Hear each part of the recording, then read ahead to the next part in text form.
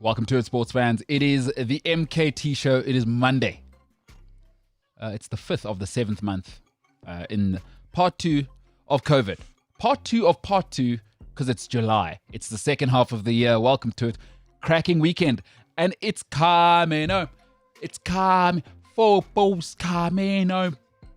They've done it. They have done it. They've proved some of us right, some of us wrong. It's Monday. I'll tell you today where I was right, where I was wrong, as I do every Monday. We'll talk about Gareth Southgate. And of course, if you are a Formula One fan, sweet mother of pearl. Second time's a charm, they say. If they don't, they should start saying it.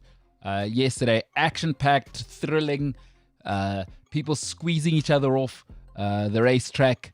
A couple of, how many? What was it? I think I counted 4. 3 or 4 5-second penalties for pushing off the track. Incredible stuff. What a race. Thrilling stuff.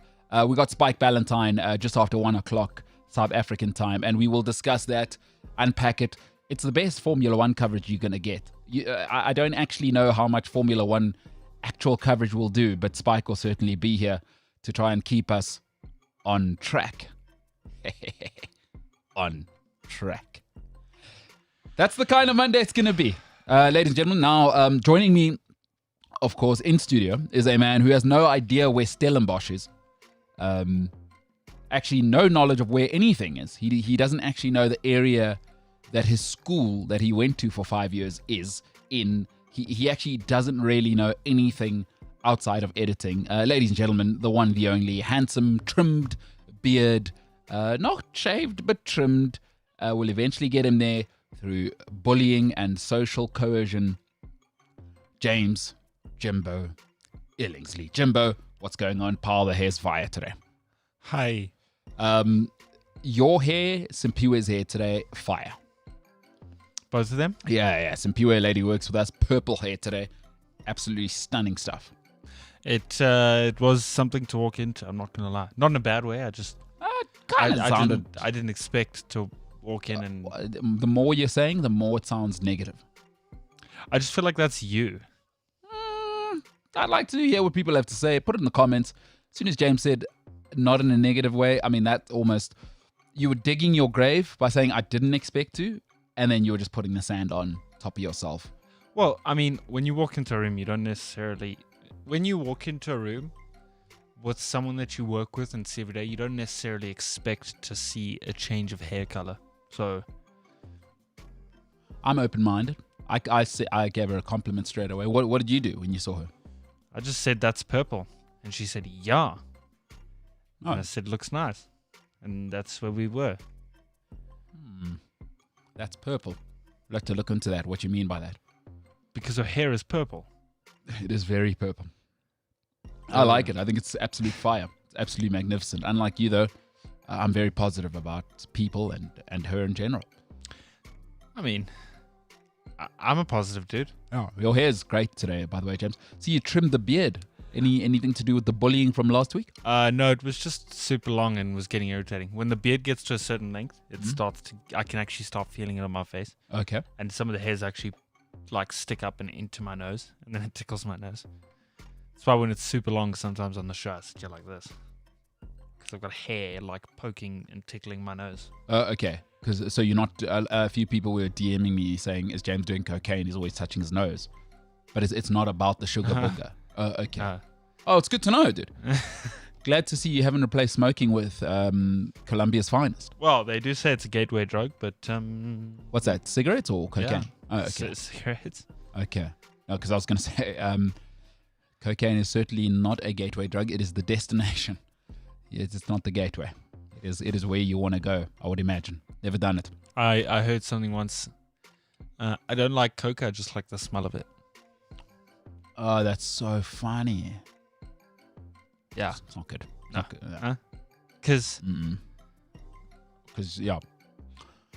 I think we all get it. Not great. Not great. Not my finest moment, huh? No, that's okay. Okay, so the beard, this is a good length, James. What it is now. Yeah, I like this length. Okay, so are we expecting to see this length maintained? Probably. No, it's good. It's good. I would imagine your old lady will also like it.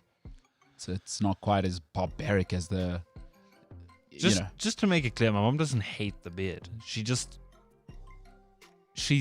not a massive fan of it, but if I am gonna have it, she does want me to keep it neat. So I think everything that happened last week, completely blown out of proportion.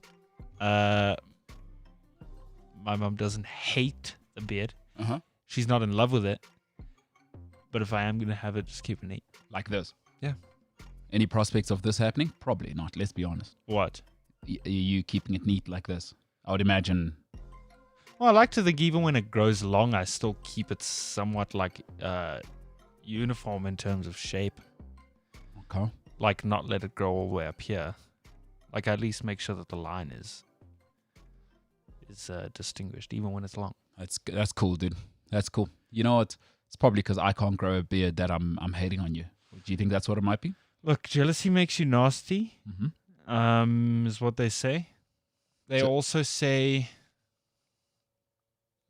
treat others as you would wish to be treated. Not sure that's quite how Jesus meant it when he put it in his book, but sure. I think you've put your own sort of 2021 spin, a little poetic license there, James. I mean, everyone's entitled. English is just not the vibe. I'm coping with a lot here, you know. Had to say goodbye to Bill this weekend. Who's Bill? Bill the beard. What, you named your beard? That can't be a thing. I was kidding. It's a joke. Oh, okay. Oh, you're off to a real start. You're quite sprightly today with the jokes. I don't know if there's sarcasm there or not. Oh, you made the cocaine one earlier, and then now it's this one. Do you get it? I'm sprightly with the jokes. Coke. Oh my gosh. Oh, that was terrible too. So what is going to happen today? Is this? I mean, I'm trying to be high energy, trying to bring some quality to the show, and this is what I'm working with. I apologize profusely. I'm not sure what's going on. Cool. Let's move on. Now. Yes. If you live in the Republic of South Africa, I had the most electrifying conversation with James just now. We were talking about a friend of his, and I said, "Oh, okay, cool. What school did he go to? Okay, same school as you." And then we spoke about which university he went to. And James, you proceeded to say, I think he went to Rhodes or Stellenbosch. And in James's mind, those are in the same place. So just want you to talk me through that whole thing. I'm not down there. Like that part of South Africa, not really familiar with. Like I told you, I've lived in Joburg 24 years. I drove into the Sandton CBD Saturday. Into the CBD a different way. Had no idea where I was. Nice. That's so interesting. Yeah, I don't happen to live in America. I'm very well aware of the difference between California and New York, though, where they are on a map. I know Stellies and Rhodes are down there. It's incredible. Okay. For those international listeners, Stellenbosch is on the very west coast. In fact, into the winelands, almost in that Boerland region. When you come back, so it's about an hour past Cape Town, along the west coast. James's mother actually lives 2 hours, give or take. You'll have to correct me if you live in Grahamstown. It's about 2 hours from where James's mother resides now in the Eastern Cape. So he's well aware that those are two different provinces. It's about a 9 to 10 hour drive, depending what type of human you are, apart. So probably about 850 kilometers, give or take. And James thinks they're in the same place. It's incredible stuff. Hey, you learn something new every day. Who cares? I mean, like I went to varsity in Joburg. So it does make me worry though. Like, hey James, I need you to send this package, whatever it may be. Like, James, here's a lens that I need to go to Cape Town. What's stopping you from going? You know what? Port Alfred sounds close enough. Both probably have a port. That's a terrible analogy. Because Cape Town is Cape Town is Cape Town. Like, What do you mean? Cape Town is Cape Town. I'm not going to go, Port Alfred sounds. I'm going to send it to Cape Town. But you thought Rhodes and Stellenbosch were in the same town. You told me that just now. Yeah, because I thought they were in the same, like... Stellenbosch is one of the biggest travel areas in the world. Right? Rhodes, Grahamstown, is one of the most famous cities in the world. They are so different and so far apart that my analogy is perfect. To you, Port Alfred and Cape Town could be the same thing. Why not? If you think Stellenbosch and Grahamstown are the same. I bet you didn't even know that Rhodes was in Grahamstown. You probably thought Rhodes was a place called Rhodes. No, I knew Rhodes was in Grahamstown. So then how do you not know? That's even more confusing. Didn't know where Grahamstown was, though. Your mom lives in the Eastern Cape. This is unbelievable. Yeah, but these places I've never been. Where have I never been? I don't know. I'm trying to think. I'm trying to think of somewhere. I've never been to Georgia. Or maybe that's not a good example. But I don't know. Where have I not? I've never been to Brazil, but I'm pretty sure I know where Sao Paulo. That Sao Paulo is in Brazil. Yeah, but where in Brazil? I don't know that. But I know it's in Brazil. It just says you should know that Grahamstown's in the Eastern Cape. I studied film and film editing. Is this why you didn't get into proper varsity, do you think? I didn't even take geography in high school. Is this your excuse? Couldn't care less, dude. Teach me about damn rocks, bro. Not interested in your rocks. That is so awesome. So that's your out, huh? Not interested in your damn rocks, woman. Who cares about geography? All right, that's what I'm working with, ladies and gentlemen. So anybody who ever thought I'm bullying James, this is the type of quality, sort of high-mindedness I'm working with is Grahamstown and Stellenbosch. Two of the most famous cities in the history of certainly modern society. Both landmark cities, of course. Yeah. No, James is same place. Doesn't matter. Hey, I know where Long Street in Cape Town is, so there's that. Do you know where that's close to? It's in Cape Town. It's actually, yeah, it's right next to Staines in East London. Whoa. Yeah. And that was good. But now it's a bit tricky for you because am I talking about East London here? Or am I saying Staines actually the east part of London in England? And how tricky is that now? Because you didn't take any geography. That's two East Londons. Where Rio Ferdinand's from. Am I talking about where Rio Ferdinand's from? Or am I talking about where some of my cousins go to school? For 200 points. Probably where some of your cousins go to school. No. Staines is very much where Rio Ferdinand is from. This has been awful, James. But that's in Cape Town. No, you're taking this analogy and this whole thing way too far. Too far. Yeah. So you don't think it's ridiculous that you don't know the difference between Stellenbosch and Grahamstown? You know what I think you're doing here? I'm going to tell you what I think you're doing. Let's hear it. I think you're trying too hard. Right. You're trying too hard to make an example or to make me look stupid. I'm not sure. I may not know. I'm not sure I have to try too hard. Where Stellenbosch and Rhodes are. Yes. But having said hence therefore that, yeah, thus, therefore, however, you know, let's do one more test before we start the show. Okay. Apple crumble. Yes. Milk tart. Same thing or different? Completely different. Okay, so not worlds apart. Kind of like Rhodes and Stellenbosch. So that works. That actually works. Bruh, I've never been to either of the two places. I've been to Cape Town like twice in my entire life. I don't know these things. Wow. I'm so shooketh. Like I'm not sure I'm going to be able to move on. But okay, Jimbo, it's a Monday. Let's get off to a more positive start. Any update on educating me today, or is that not for today? Especially, yeah, it's a little scary. Today's fully loaded with F1 and many other things. So no education today. Definitely education tomorrow, though. Okay. I really look forward to it. Do not do any geography subjects. Let's just stick to what we're doing. Yeah. All right. It is Monday. Every single Monday. Good to have you on board there, Jimbo. And thanks. You know what? I hadn't thought of congratulating you for this, but shout out to you for actually knowing how to get to work because you're not into geography. So it's incredible that you know where Cliff Central's offices are. I may not know geography.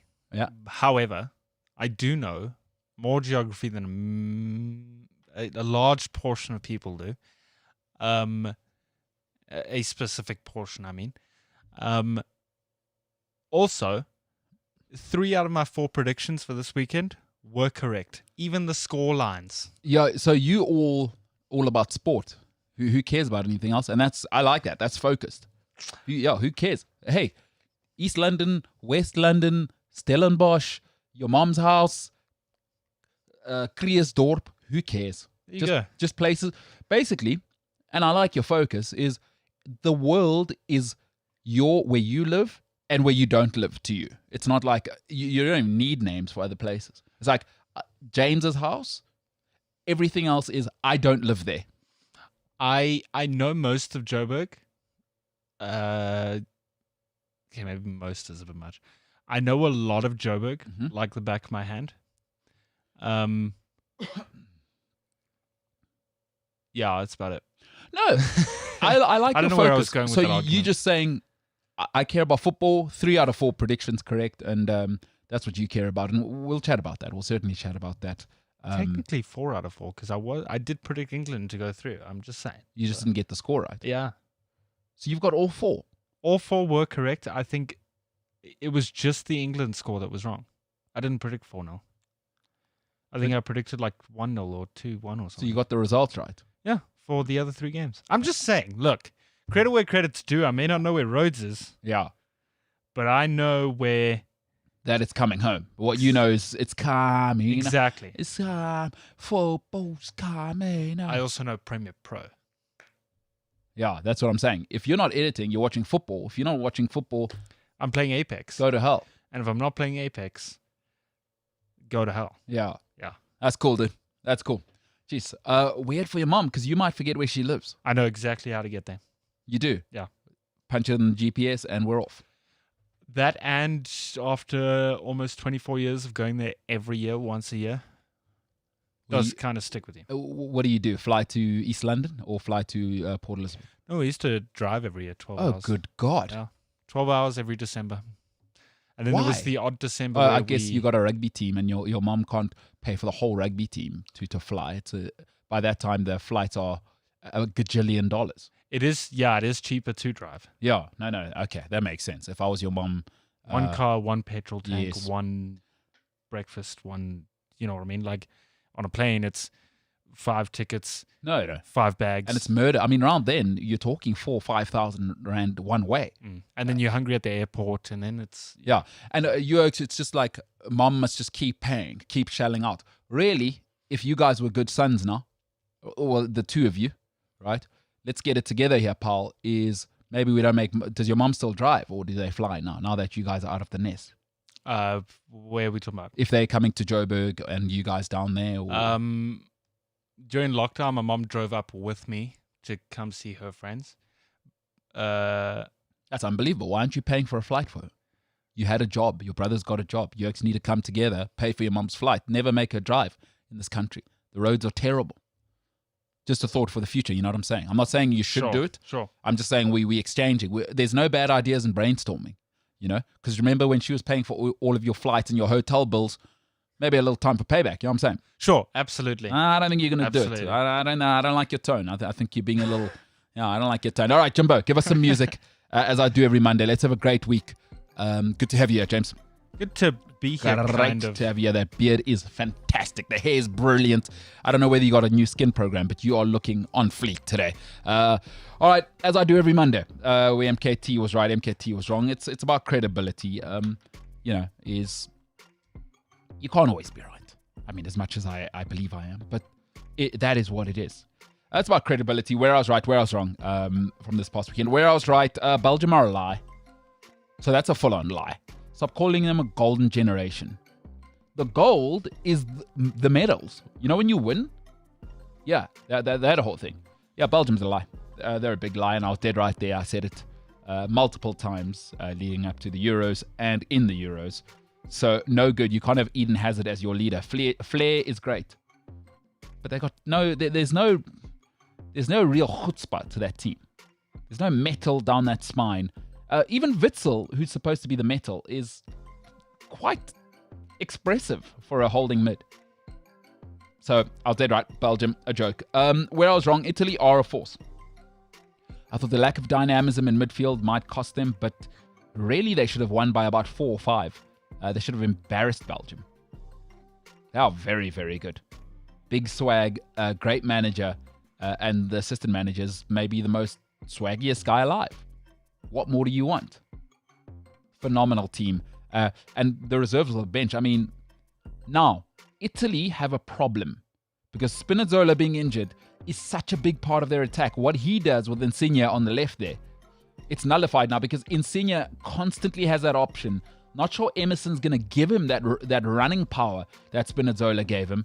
That's going to be a limiting factor, and Insigne is such a crucial player for them. You saw that wonderful goal, an absolute belter into the top corner, but I was wrong. Italy are real. Where I was right, Spain are awful. Spain are awful. They're not bad. They're not mediocre. Forget the Slovakia result. Switzerland should have beaten them. Shoulda, coulda, woulda. Yes, I get it. But that was a bad performance. And they bribed the ref, right?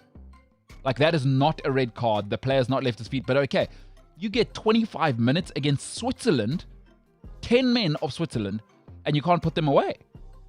That's embarrassing. I think Italy might stick them 3 or 4. Spain aren't winning anything. Luis Enrique needs to get fired. He's an awful manager. Where I was wrong, England are winning.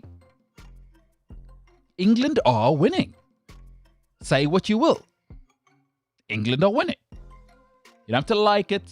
It's not style. It's not swagger. But England are winning.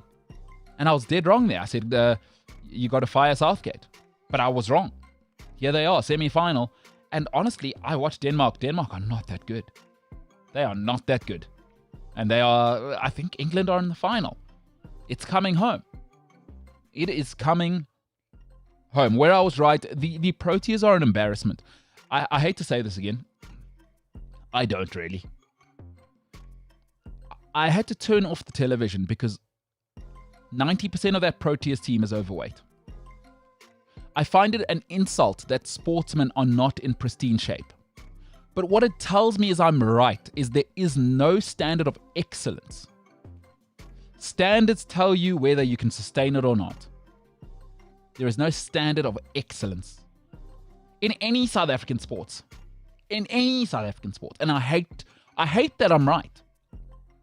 Our systems have eroded to a point where it is embarrassing.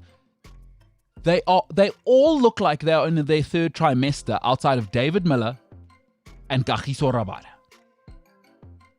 Every single Protea should be embarrassed. I come from the same alumni as Lungi Ngidi. I should be nice to him.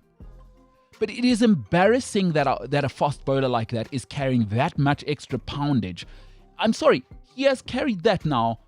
Stop giving me the ACL excuse. He has carried that weight now for 2 years. The injury was 2 years ago.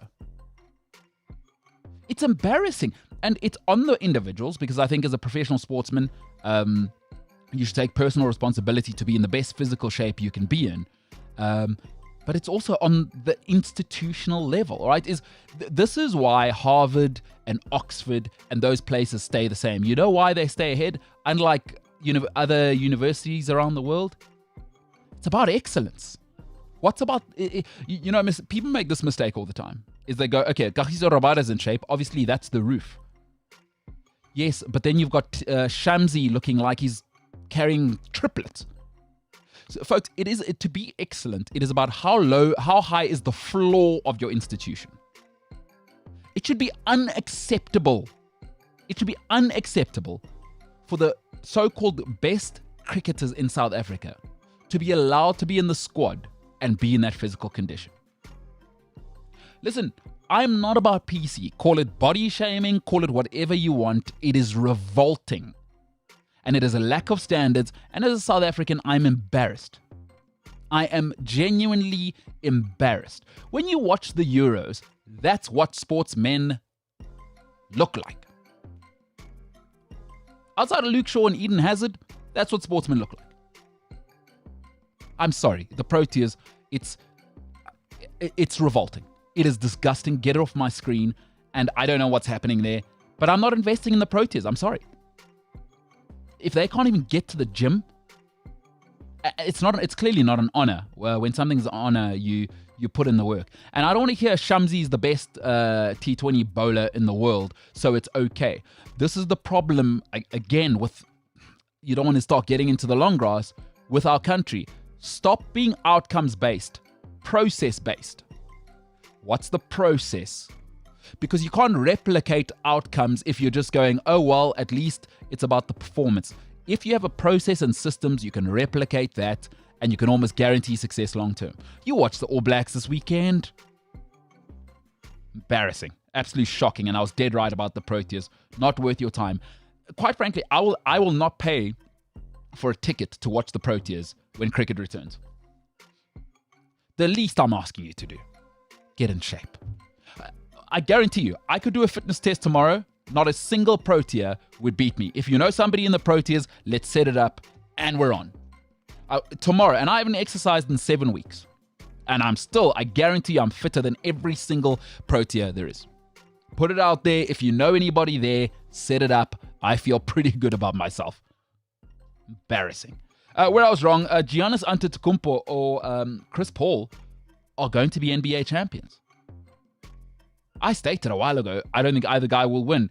Chris Paul is unsavory, Giannis is limited, but fear the deer. Here they are. The finals are on. Chris Paul, what a career. All-timer, Hall of Famer, and my God, would he love to get that on his resume. And Giannis, of course, that would do incredible things for his marketability moving forward. Where I was right, Romelu Lukaku ain't it. He's good. But stop telling me Chelsea should have kept him. United should have kept him. Folks, in the first minute, he had a chance to use his strength and turn Chiellini. But what let him down? His first touch. Somebody sent me a message saying, it looks like Lukaku is playing with Doc Martens on. It was embarrassing. His first touch is not clean. He lacks composure. And of course, that miss was... See, that miss is a technique issue. I hate to gild the lily, but I've played football. That's a technique issue. And technique always gets exposed when you're under pressure. You know the nice thing about technique? Even if you're out of form, you can always fall back on technique. What he is, he's a flat track bully, my God, and he's brilliant at that. Superb physicality, but he's not a top-end striker. Not in his dreams, not in my dreams, not in Belgium's dreams. And Inter Milan, and I'm an Inter Milan fan, a big Inter Milan fan, are doing themselves a disservice there. He ain't it. He's probably made for Everton and West Brom, which is why he succeeded there. But I'm right. Ultimately, I'm right. People keep telling me Lukaku. I say no chance. Not at the top. Everton, would it work? Yes. I'd take Calvert-Lewin over Romelu Lukaku. Cleaner first touch, better technique, and same physical strength, and maybe better in the air. I was dead right. Romelu Lukaku. He ain't it. Where I was wrong, Pieter-Steph du Toit is an incredible blindside flanker. In the number 7 jersey, of course inverted by South Africa, we play the 7 on the blind side. I'll be honest, I said moving him from lock to blindside flank when it happened, I hated it. I said he doesn't have the dynamism and he just isn't going to do the job for what I want in terms of a ball carrier and tackle maker. Well, we watched the 90. I thought the World Cup was maybe just Rassie and the new vibe, the gees of having a new coach. I'm dead wrong. The first 15 minutes of what I saw on the weekend, he's another level. He's honestly, my favorite player of all time is Skulkberger. I guess without the hair, you can't really see what Pieter-Steph du Toit is doing. But everything about him is incredible. The work rate, the hits. Ultimately, that's what you want your 6 doing. You need the 6 or the 7 in this case, your blindside flanker. He needs to meet people on the gain line and send them backwards. I mean, for those of you that are into rugby and you really delve into the second and third layer stuff, is everything's about momentum in rugby now. That's why the up and under is a real thing, is your leverage, right? And a big part is when you make a hit, and I've heard coaches discussing this, is it's all good and well to tackle somebody. Are you sending them backwards? Pieter-Steph du Toit does that, and he carries like a freak of nature and is a third line-out jumper, and he's magnificent. Folks, I was wrong. Pieter-Steph du Toit, the best in the business right now, and Mario Toja and the boys have something coming. Where I was right, Arsenal are a mess. I was right. Arsenal, I mean, as though this is news, right? But I've had Arsenal fans and friends of mine saying I'm too harsh. Folks, they sold Emi Martinez last season. All right? He was the goalkeeper of the season. They're now talking about signing, I don't know, whether it's Johnson or whoever it may be. They're talking about signing a new keeper for £40 million. Those are strong rumors now. Come on. How wrong do you have to get it again? Do you realize Arsenal's last 10 years of signings is one of the most embarrassing? I believe they haven't had a profitable signing in 10 years at Arsenal. I read that somewhere. 10 years, they haven't bought a player and sold them for more. Chelsea have embarrassed them in that sense. I was dead right. Arsenal, a mess. Why'd you sell Emi Martinez if you're going to buy a new keeper this season for 40 mil? Martinez was the best keeper in the league, keeper of the season. So, a mess. Arsenal can expect to be between 8th and 10th again. I don't care who you buy. You can buy James Maddison. You know, you could bring back a 25-year-old Diego Maradona. There's no saving that dumpster fire. Arsenal, a joke. I was dead right. Where I was wrong, let's finish off on this. Die Mannschaft are not what they used to be. Something's wrong. You know what? Maybe it was because Joachim Löw was done. The German public, I know all of my German friends from north to south, they were really done with him. They were done with Jogi Löw at the World Cup, to be honest with you. It's not a talent issue. I think maybe they just need to refresh. But I was wrong. I said Germany was the only team I take seriously in this tournament. I was dead wrong. And I was painfully wrong as well. That was meek against England. Because England aren't good. And Germany are loaded. They are loaded. That's Munchen players. That's Chelsea players. Where was Gnabry? Where was Sane? Where was Goretzka? So that is what that is. I mean, incredible. Joachim Löw, auf Wiedersehen. It's been an incredible, incredible coaching tenure. But sometimes it's just time to move on. And I think the Germans have done it brilliantly. New era, new intensity. And we know the next guy up, well, you saw what he did in about 6 months. He came into a crumbling Bayern Munchen and turned them into treble champions. So, dead wrong there. Germany are out. It is over. It is over. For the second time in 75 years, England have defeated the Germans. Shout out WW2. Yeah, Jimbo, Romelu Lukaku's an interesting one. People love him. Do they? They do. Everywhere. Social media is crazy about him. People are telling me he's world class. That was bad against him. Did you see his miss? I did. I don't want to hear Spinazzola save that. Smash that into the corner. I think I see why people can be pretty crazy about Lukaku. He has his moments where you do wonder how he carries that insane weight so very quickly down the field. And then he's also got the little step overs and the Daniel Sturridge-esque vibes going on.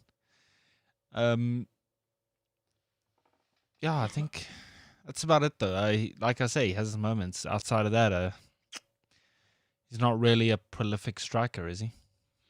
Everton and West Brom are probably his best years. I mean, Inter Milan was good last season. They did win the Serie A.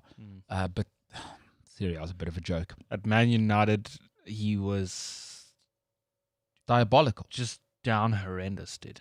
Diabolical. Chelsea, diabolical. Yeah. And it's the same problem.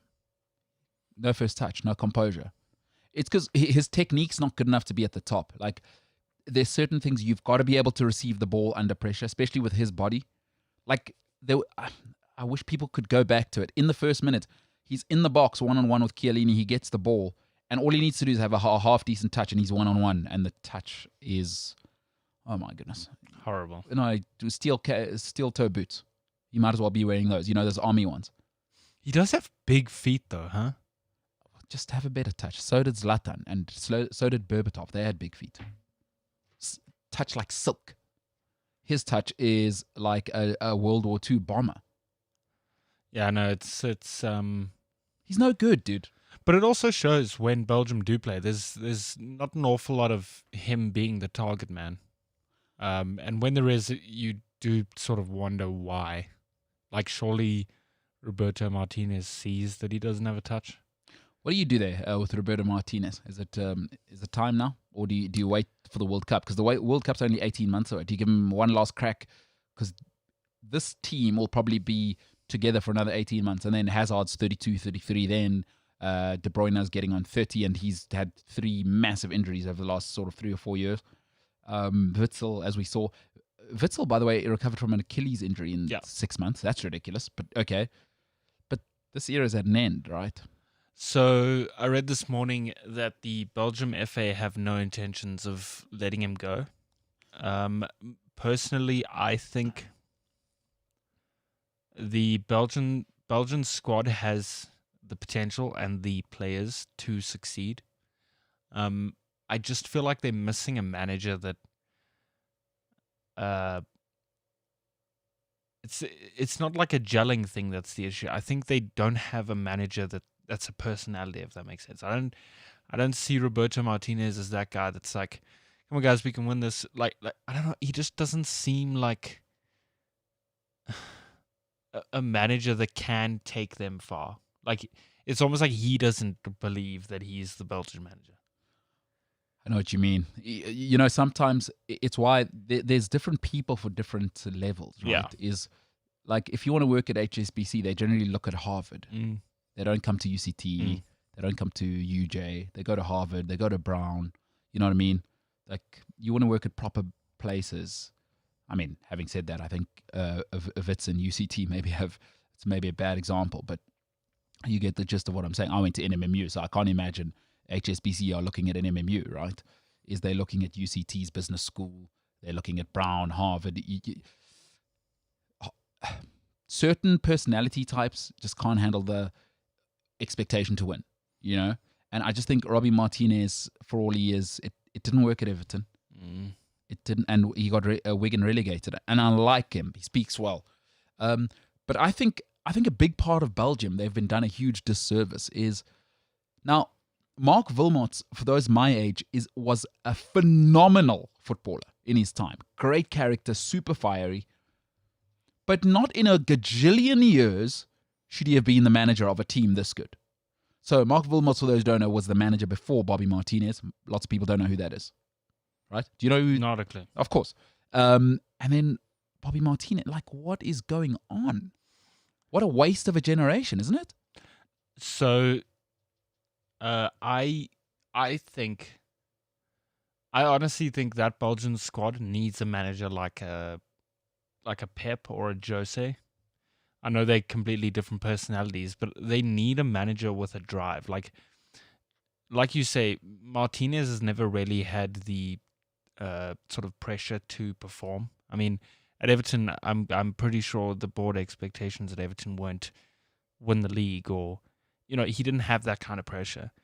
And I mean, Belgium are for some reason number 1 in the world, in the official rankings. Yeah. And I know you and Paolo aren't mad about their squad, but they have a really talented squad, especially midfield wise. And a squad that can really carry the ball and actually win games. But I don't know. I just like the CEO of the Royal Belgian Football Association, right? So he came out and he said the plan's already underway for the qualifiers in September and October for the World Cup. Martinez will be sort of the head coach and blah, blah, blah. Like, we have no intentions of sacking him or anything like that. And I just, I feel so desperate for players. Like, Kevin De Bruyne. Actually, I don't. Screw Kevin De Bruyne. He's won 4 Premier Leagues. Holy smokes. Okay. Jeez, you turned that around quite quickly there. Sorry, I realized. No, yeah, I like Liverpool that. and City's rivalry has been... Oh, the waters have been muddy. You went from journalism to... I like that. A bit of real James came out there, ladies and gentlemen. Not the most, hey? Oh, not impartial James, bringing his own feelings into it. That's good what you've just done there, James. After giving you the big journalism spiel, but you turned it around there. My Absolutely. God! So you've gone the opposite of what you were saying. So, James, what this lets me know is, I mean, thank goodness we're just work colleagues and not friends. But if we were friends, I don't know what to expect from you because I just watched you live, go on a positive rant, and then immediately turn around. So that'll be. Like, if I broke up with my girlfriend, there's a good chance James would be with her 15 minutes later. I just saw that example. It is possible. I'm not saying you would, James, but I'm saying you're capable of it. You just turned your opinion like that. God, that is wonderful to see. I just got to see the whole spectrum of James. Listen, ultimately, look here. Belgium have wasted this generation. It's over. Absolutely, dude. Because you shouldn't have had Wilmots and Martinez in charge. What it's the same as. Now, you can argue which generation's better, but it's like England having Sven for so long with that team. Lampard, Gerrard, Scholes, Ashley Cole, Gary Neville, Sol Campbell, John Terry. I mean, listen to these names. Alan Shearer at the beginning. That was wasted. From Shearer to Rooney to Owen. I mean, listen to that era. Beckham's in that team. Ferdinand. Owen Hargreaves, Ferdinand. Ferdinand was a rotation option at that stage. That's Sol Campbell and John Terry. Yeah. I mean, dude, this Belgian squad at the moment, Alderweireld is 32 already. It's over, dude.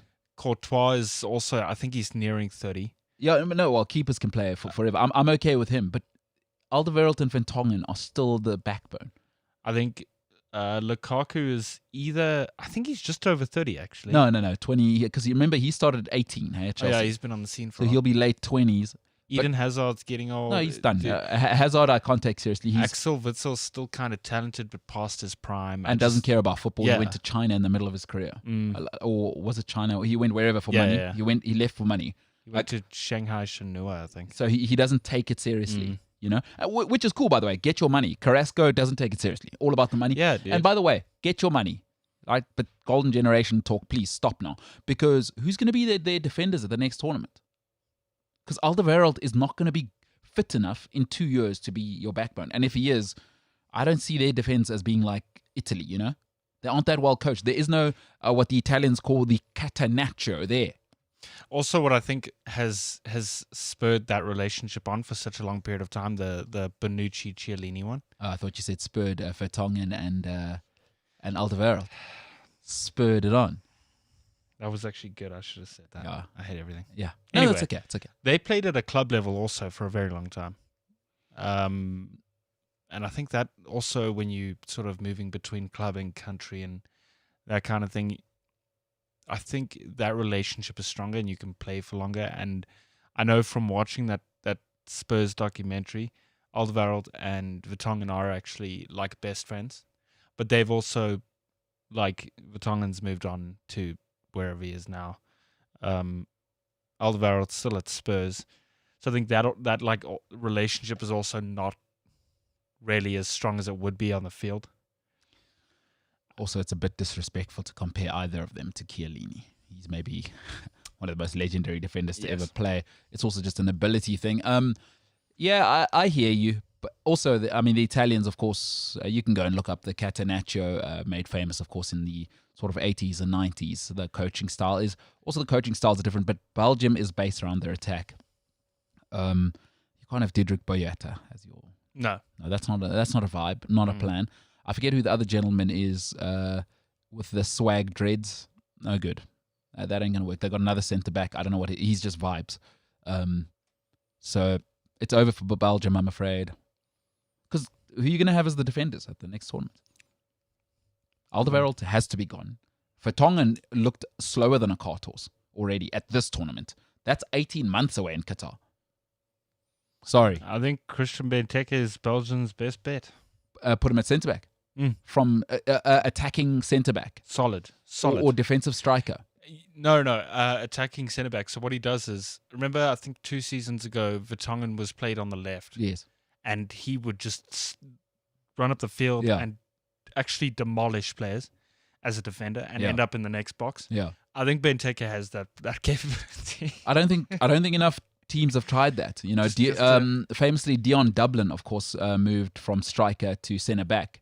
You know, after his Man United and Aston Villa trails, he went to centre back. So give it a whirl, give it a bash. I think Gary Neville or one of the Nevilles started in midfield and became a defender. Other way around, Phil Neville going from right and left back, and he played midfield at Everton for a while as captain. There you go. So you've got to be open to change. Got to be versatile these days, son. Also, who's still carrying cash for change? When was the last time you got change at the shops?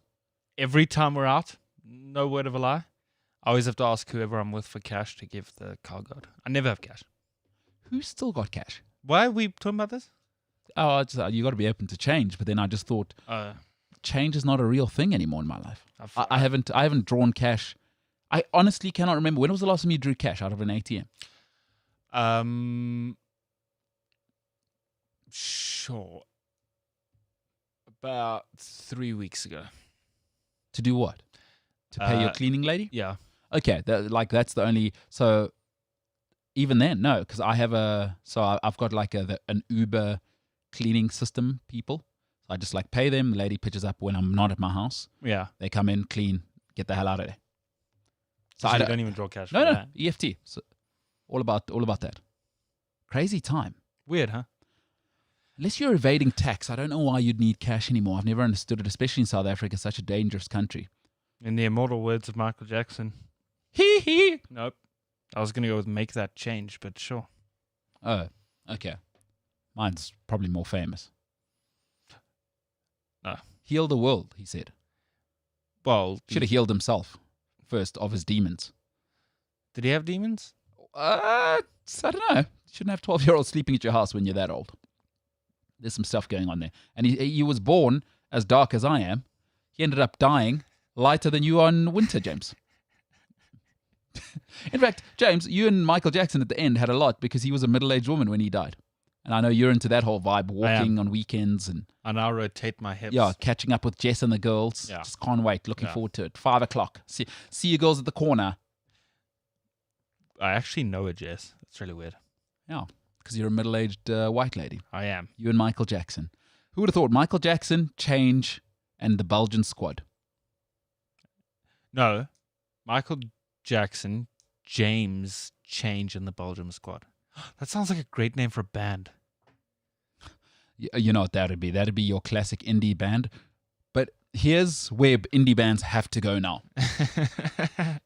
Got to have like a half black, half white, half Indonesian, half polar bear lead singer. Mm-hmm. And she just wears all of the like rings from nipple to ear to eye to hair. You know what I mean?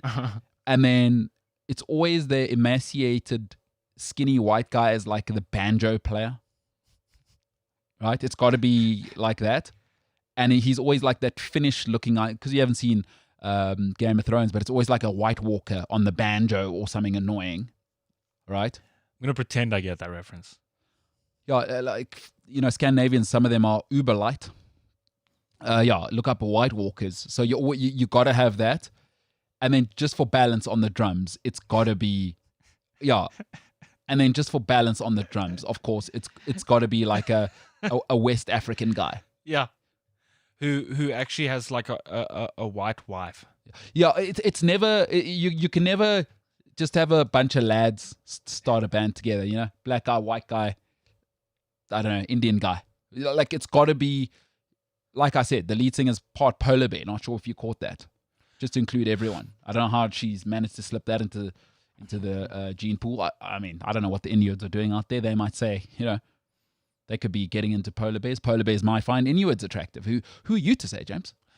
And they're always performing at a farmer's market of some kind. Polar bears? No, the band, the indie band. They're always at a farmer's market of some kind that's selling organic jam. Like, if you're not Nora Jones in music right now, all right? Like, Nora Jones is like a mix of every race in the world. We don't want you. Get the hell out of here.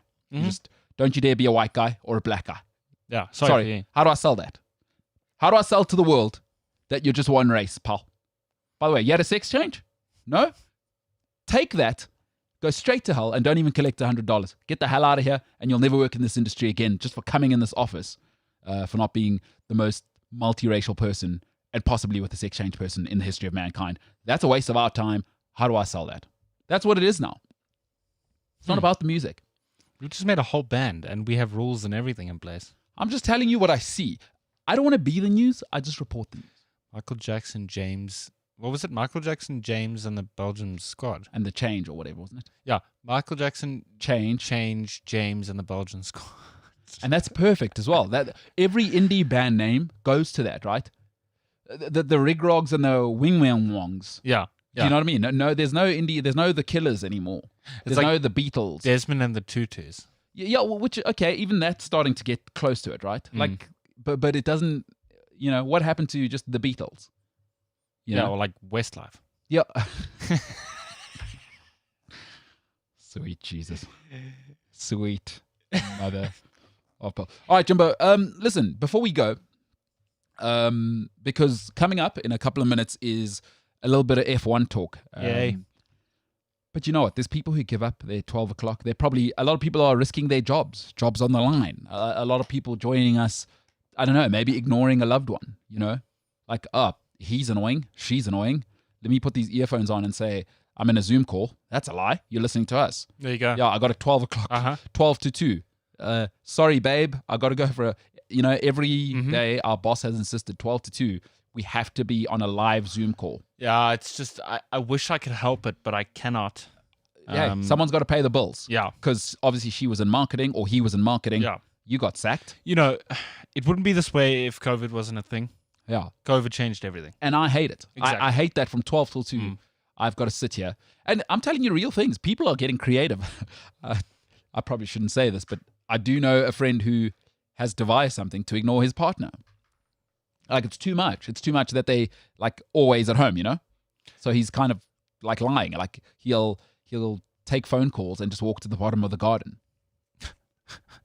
And have I don't even want to know where that was going. Anyway, point is, there are people who take their time to join us, Jimbo. Before we go to Spike, let's take some questions. Let's take some questions, and we'll let that lead us into the Formula One. But that's where we were right. That's where we were wrong. At MKT Inspires, James, you are? James_Eelsley. James Eelsley, actually. It's annoying because he's got 4 handles for 13 and different MKT platforms. Inspires is interesting and really easy. No, it's not. Some people can't spell the word inspires. What? No, people know where Stellenbosch and Rhodes are. So people went to school. They know things. Inspires is not that hard. I think you learn that by about grade 3. Also, who the hell are you inspiring? Myself. I'm all about me.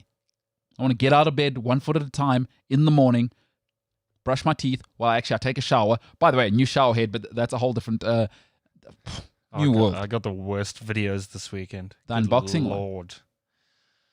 Influencers in their unboxing videos. Hi guys, I know what's in this box, but I'm just gonna show you anyway and act surprised. Yeah. I got this box from insert brand name here. Yeah. The lovely people at insert brand name here always take care of me. So let's dive right in. And then it's oh my goodness, guys. They actually sent this to me. I've been wanting this for the longest time. I don't deserve it. I didn't even tell them about it. My gosh. I do not deserve what they have just sent me. Right, those words from coffee influencer James Eelsley. A little bit of a hypocrite, but let's get into the questions, James. I don't have time for your hypocritic. Hypocrisy. Hippocratic, a different thing. No ways you're getting into medical school. I'm the one that said hypocrisy. That's the right word to use. I'm You're just saying. Anyway, Ryan Alex says... Same guy, though, James. Who? Root of that word. Anyway, let's keep going. Cool. Ryan Alex says James was maybe thinking of Rhodes Memorial in Cape Town. I was, Ryan. I was. You are correct. Ryan, I can assure you he wasn't. He wasn't. He has no clue what you're talking about. Ryan, I absolutely was. By the way, anything prominent about Rhodes Memorial, James, while we're at it, that you confused it with that? I don't want to bore you with it. You already know. I know. Okay. The people listening know. I don't want to bore anyone. I already educate people. All right. Rhodes Memorial, of course, famous hike. If you do go to Cape Town, I would definitely recommend that hike. All right. Next. Next comment is Nico. Okay. Nico. I'm not a massive football guy, but in the England-Ukraine game, in the 65th minute, England made like 4 changes and not one player ran off the field but walked off. Is that like a rule or what? They like to just soak in the applause. Footballers, drama queens. It's also a time-wasting thing. They were 4-0 up. Get off the field. I'm with Nico. Yeah, but you know the players, bro. You know how players think. They can be 10-0 up and they'll still waste time. Nico also says, is it just me or did Timber Bavuma gain like 15 kilograms? I swear Jelly Bean has more shape than him. Now, I don't know whether that comment came in while or after I'd said what I'd said, but it's disgusting. I'm sorry, the Proteas, on a very serious note, I find it absolutely disgusting. Number one, I saw him in Cape Town about 5 years ago. I said it to my friends that this morbidly obese. Who, Timber Bavuma. I don't know why, but if he's the captain, it lets you know what the standards are. Under Hansi Cronje, shout out Hansi for fixing those matches. Allegedly. Can't say things like that. Well, he did. Why is that? That's not controversial. Hansi did fix those matches. He did. So what must I do about that? He did fix those matches. I feel like some respect has to be laid on his name. Excuse me? I'm kidding. The man's dead. That's where I was going with that. It was a joke. I don't want to trigger you. No. Sorry. Adolf Hitler's dead. I'm not going to respect him. Whoa. No. Both wrong. I mean, Hansi Cronje a little less severe, I would say. Yeah, a little bit. No. But just because if you're awful when you're alive, no, I'm not into that. No, it was going to be a whole elaborate joke. I didn't mean to trigger you. No. I mean, I apologize. Sorry, Hansi let me down. He was a big hero of mine. And you got to live with that every day. Yeah, the brown bag. All right. What else we got, Paul? Bavuma. Disgusting. Nico also says, do you guys know what gum these cricket players have been using over the last 20 years? Is it like Stimrol, Infinity? It's probably the most annoying aspect of cricket to me. What it probably is the McDonald's one, because look at their waistlines. Oof. Disgusting. Nico also says, how insane was New Zealand against Tonga? Just pure brilliance. You can see that we are 1.5 years behind them. The Box played like dog turds. It's an interesting... Yeah, we didn't play well. But I'm okay with... I don't know what it is about the Box and peaking at the right time. We're World Cup specialists. We're not like the All Blacks. They peak between World Cups. Been doing that forever. Yeah, but you was it you that kind of got upset with me about the Springboks and Georgia? No, I'm okay with it. We played badly. I'm not happy, but ultimately I trust Rassie. I trust that. Remember, it's all about peaking at the right time. My thing is, we're World Cup champions, right? And the last time Georgia probably played a test match was against the Springboks. Like that was in 2000. Georgia were a World Cup 7 or whenever. It's Georgia, dude. Okay. We are. You say it every week, bro. We're breeding people from Grey College and all of that stuff. Georgia is not a team we should be. If we're genuine World Cup champions, and if we're genuine, like a proper rugby nation, we shouldn't struggle against Georgia. It's also not our first team. I mean, listen, I'm not going to make excuses. We didn't play well. But we haven't played together since 2019. Neither of the All Blacks, but, you know. No, having said that, the All Blacks players also have been playing at a high level, you know. Like our guys, what are we playing? Rainbow Cup. Come on now. Fair enough. And I don't want to make excuses. We didn't play well, but I'm. You know what? I just want to win. Did you see the sign on Main Road? No. So on. Where's Main Road? Not everybody lives where you live. I was about to do that. Right. On Main Road, just before Bryanston Drive in It doesn't explain it. Okay, we're in Johannesburg, South Africa, and these are one of the main roads in the northern suburbs. It's called Main Road. It's literally called Main Road. Yes, Just before it is in the Four Ways area. Yes, Yes, just before Bryanston Drive. yes. Actually, the turn off to Bryanston Drive, corner of Bryanston, Main Road. Doesn't really matter. There you go. There's a sign that they've put up that stretches quite a length, Okay. and it says "Here, kitty, kitty," and it's got a lion on it. Yeah. And it's obviously a marketing thingy On the for line, it's very the British and Irish. Listen, the for those of you that speak Afrikaans, unlike James, Zulu, Xhosa, the advert that has come out, by the way, to welcome the Lions on Supersport, very I've funny. seen it. It's very I funny. saw it on Instagram. Oh, very good stuff. funny. Very Very good funny. stuff. So yeah, shout out to Supersport finally doing something. Yeah. Anyway, Ryan Alex says technically round is a shape. yeah. No, fair enough. Ryan Alex also says thoughts on Rakeem Cornwell, 140 kilograms plus apparently. So That's the West Indian guy. I went to look up who Rakeem Cornwall is. I converted his weight. Do you want to know how heavy he is? 140 kilograms. 143 kilograms, 315 pounds. Yeah. 143 kilograms, dude. He's too big to be a loose head prop. Yes. He's got 10 kilograms on Osterrand. Yes. I don't get it. It's just not acceptable. Kutles says, watching the All Blacks made me think of high school where if the difference was 50, the game would stop. Yeah. No, fair enough. They are brilliant. Kutle also says, England smashed Canada, New Zealand smoked Tonga. Why are the tier 1 nations wasting their time playing tier 3 and tier 2 nations? Is it political? I think it is political, and I've said this before, the IRB are as big a joke as the ICC, because rugby won't get it together in terms of admin, and just follow the Americans, strength versus strength, less rugby, strength versus strength, less international rugby. It's not anybody's problem that, I'm sorry, the fact that Tonga can't get it together, that's the IRB's fault. It's not New Zealand's fault. It's not New Zealand's job to help the other unions. The IRB is employed to do that. The All Blacks should care about themselves and promoting their brand, right? It's the All Blacks brand a job to play South Africa, play Australia, play England all the time, and bring down the amount of international rugby. You know, I don't want to see 100-0. What is that doing for rugby?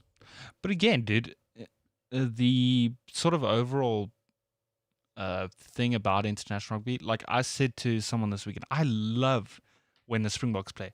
When the Lions play, couldn't care less. Yes, but you have to make it special. Like for sure. You can't be playing Georgia and then like. But it happens every year. Yeah, I get you. Like why are we? It is not. I'm sorry. It is not New Zealand Rugby Union's job. Mm-hmm. What it tells me is the IRB are not doing their jobs. It is not the IRB's job to look after.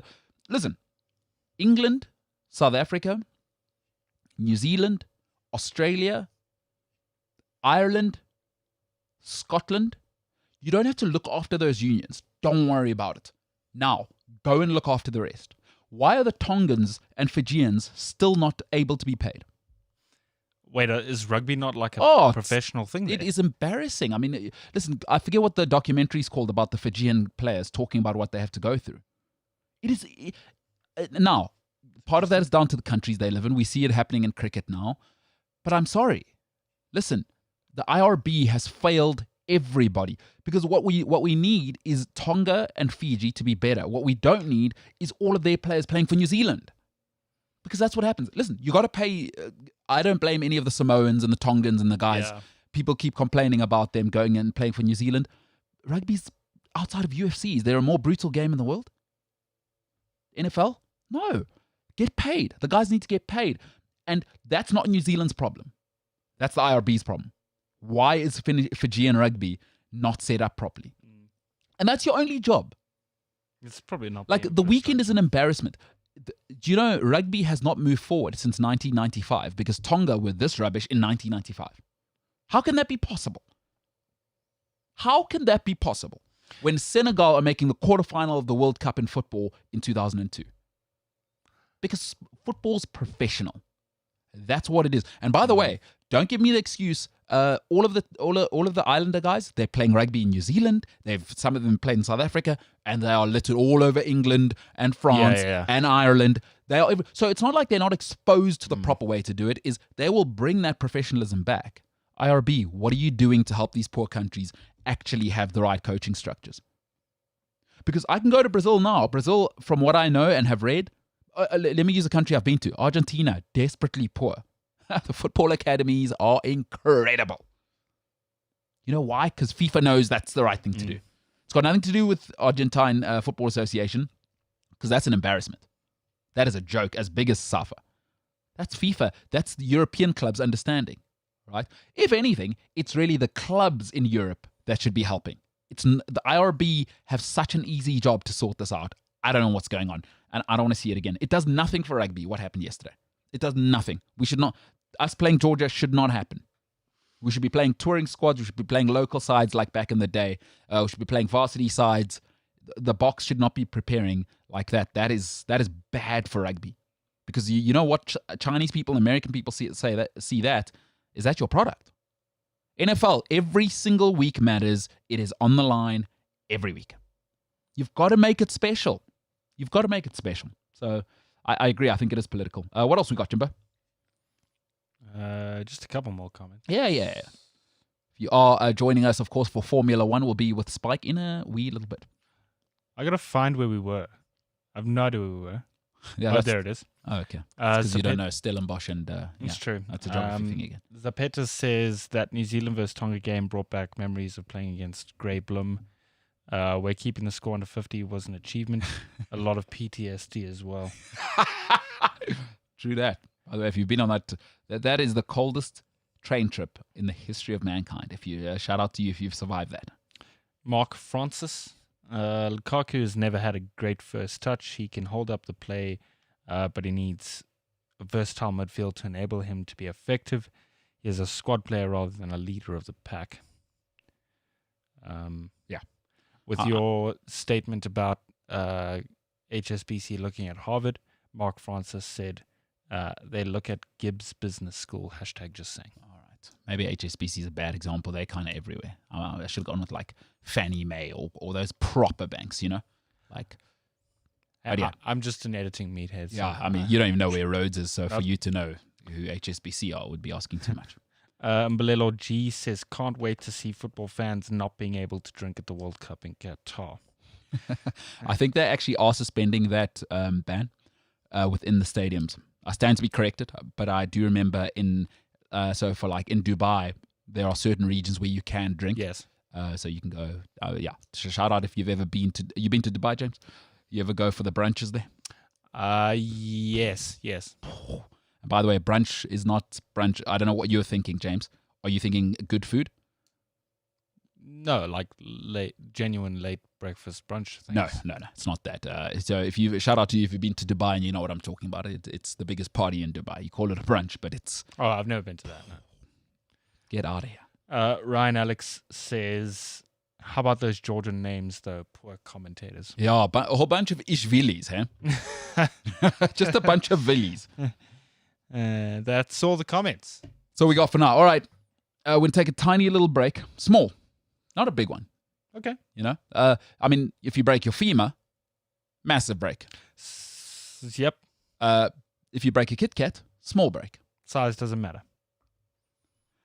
That sounds like somebody who would have a size issue, but I don't want to get into that. This isn't the time for that. Jimbo, give us a little outro music, and we will be back, folks, in just a couple of minutes with Spike Valentine. We will talk F1, Austria race part 2. Hey, I'm going to squeeze everyone off the track. That's what's going to happen. I'm going to get a 5-second penalty. Do I care? No, I'll do it again. I'll do it twice. I'll get 2 5-second penalties. That and a little more coming up.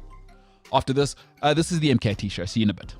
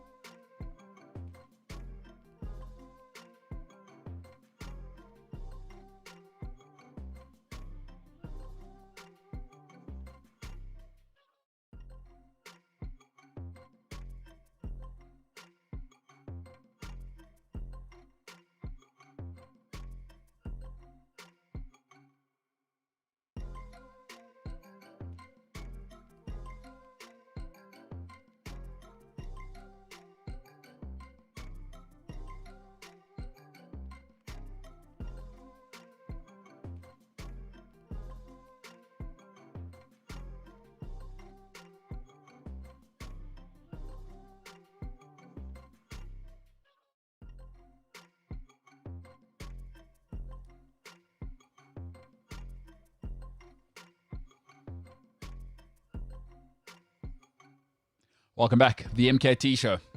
We're not going to muck about because yesterday in Austria, same racetrack, different name. And I said it before. I'm not surprised that my guy delivered. I'm not. It's my boy, dude. It's his home track. That's my boy. Now, did they maybe set it up for him to win? I'm not suggesting that. I'm not saying that. But if you guys are saying that, I'll probably go with it. I mean, it's the home track. And again, if I owned a Formula One team and it was my home race, literally the guys that own our company is the same. We're going to make it happen for our guy. And I'm not saying that's what happened. But he did win 2 in a row at the Red Bull racetrack. So I'm just saying what it is, right? Again, I'm not trying to be the news. I'm just reporting the news. That's all I'm saying. I'm putting 4 and 4 together and I'm getting 37. So do with that what you will. All right, Jimbo. What? Ladies and gentlemen, coming up now, a man who has Scottish roots, but ultimately a great South African. Superb beard, much better than James's. Because James's is scruffy. You know, this one's regal, classy. Not sure if he's got a beard at the moment. Haven't seen him in a while.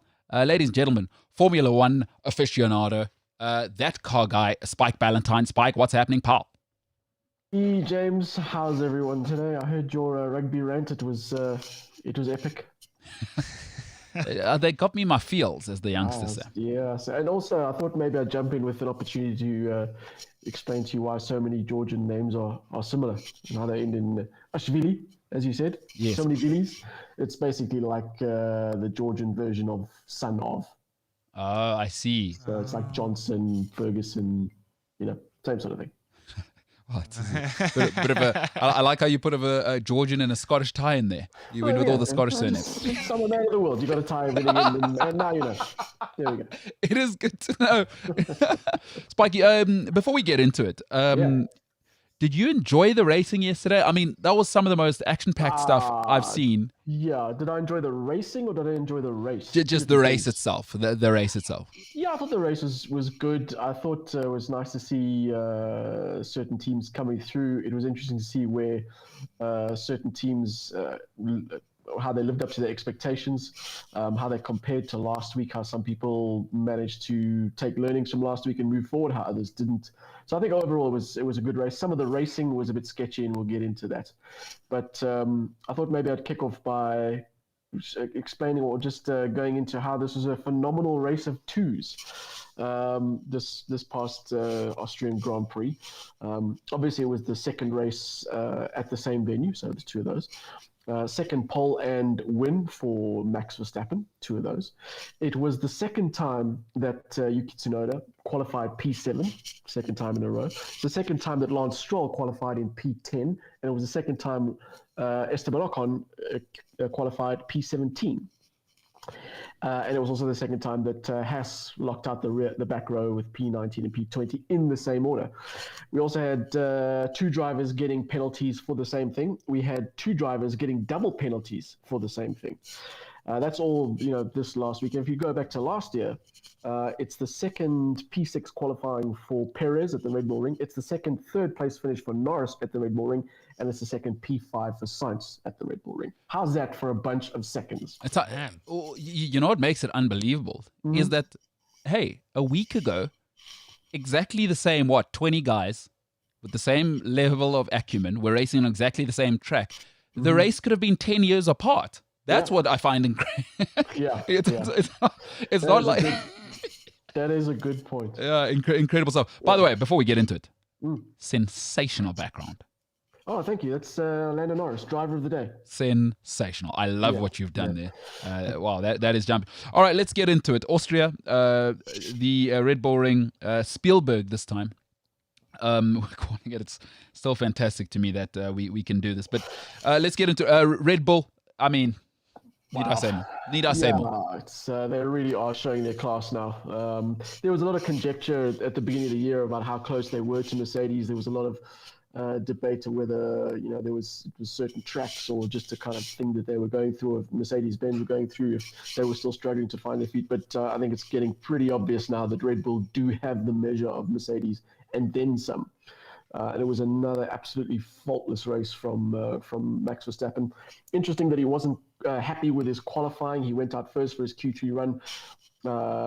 Cooked it a bit, got a bit of lockup on his first attempt, didn't have a toe on his second attempt, still set the quickest lap of everybody, and he got his pole position.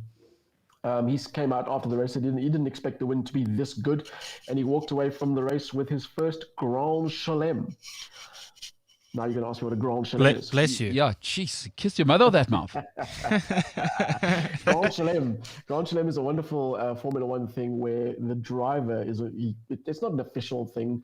It's basically when the driver gets pole position and fastest lap and wins the race after leading every lap. So it's part of the achievement. What's that called? Grand Chelem.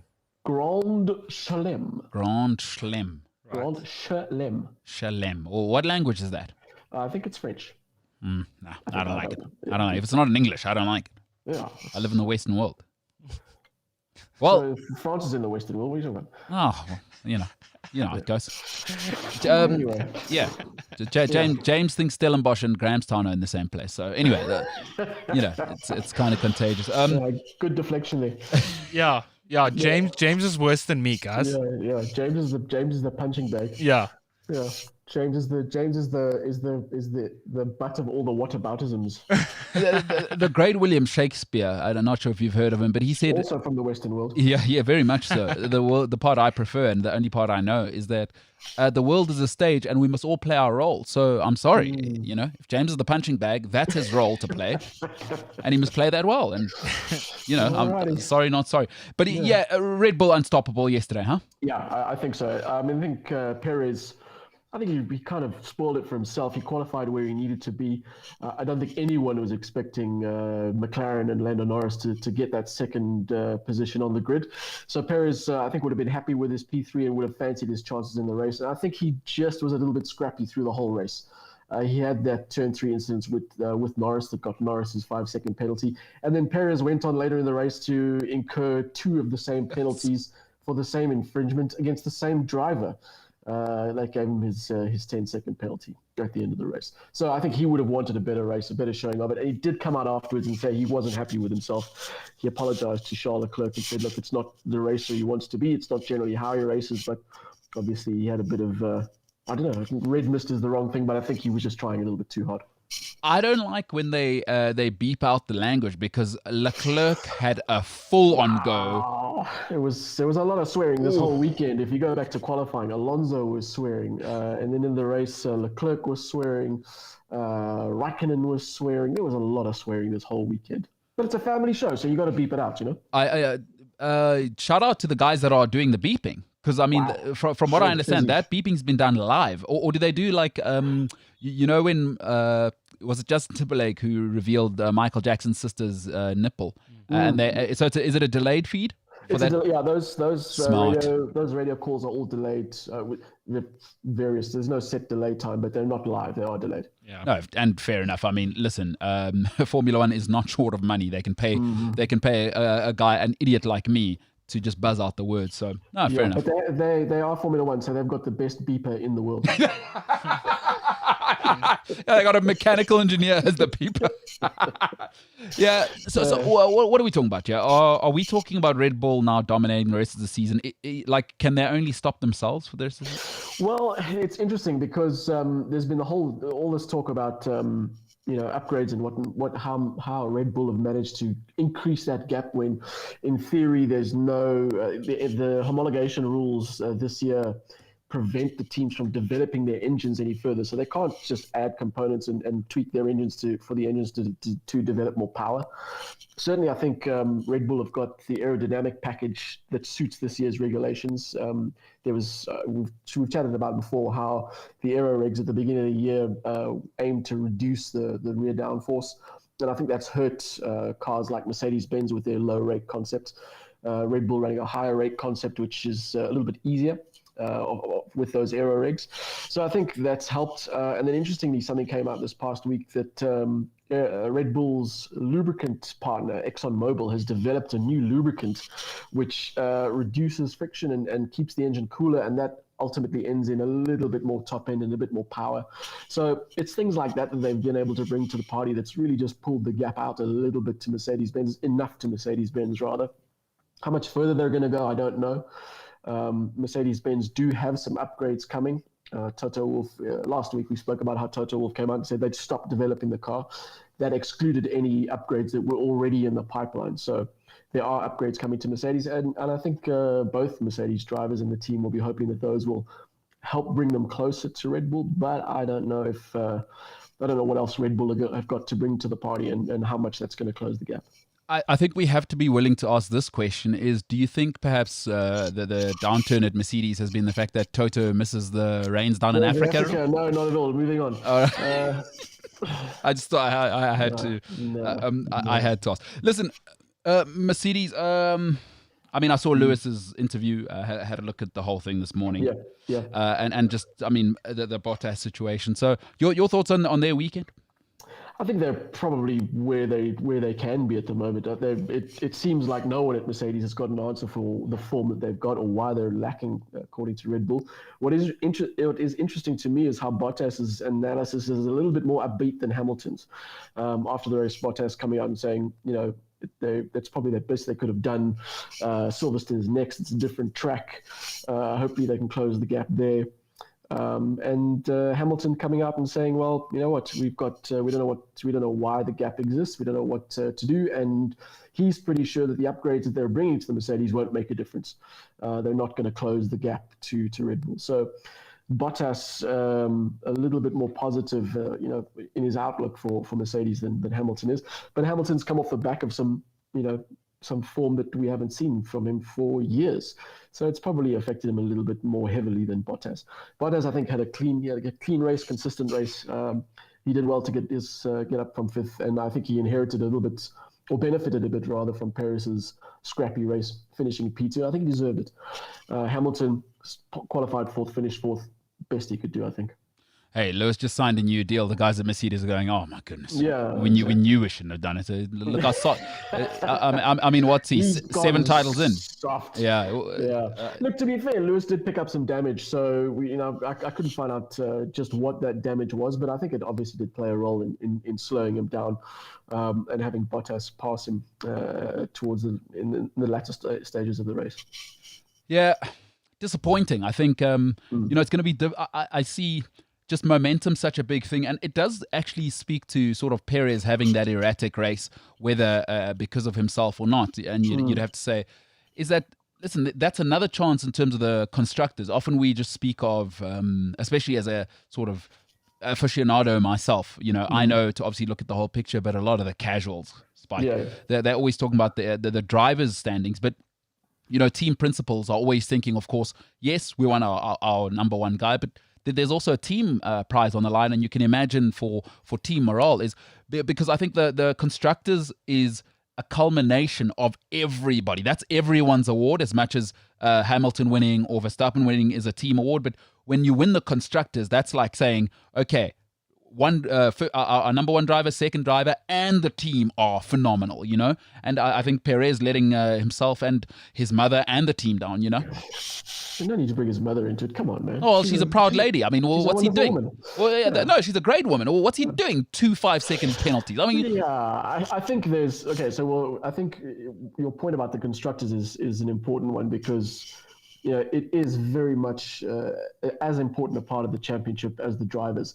And I think, if I was a team boss, you want your drivers to come home 1-2, or at the very least as high up as you think they're capable. But also, it's a long game. So as long as you're finishing consistently ahead of them, whether, it's 1-2 and they're 3-4, or as the case was yesterday, you got your 2 guys ahead of the other 2 guys, then, it's sorry, that what I mean is that as long as you've got consistently, you're scoring more points than your rivals, then you should be okay. And I think Perez did let the team down a little bit yesterday. I think he could have been a bit cleaner. But also there's a lot of debate about the penalties themselves.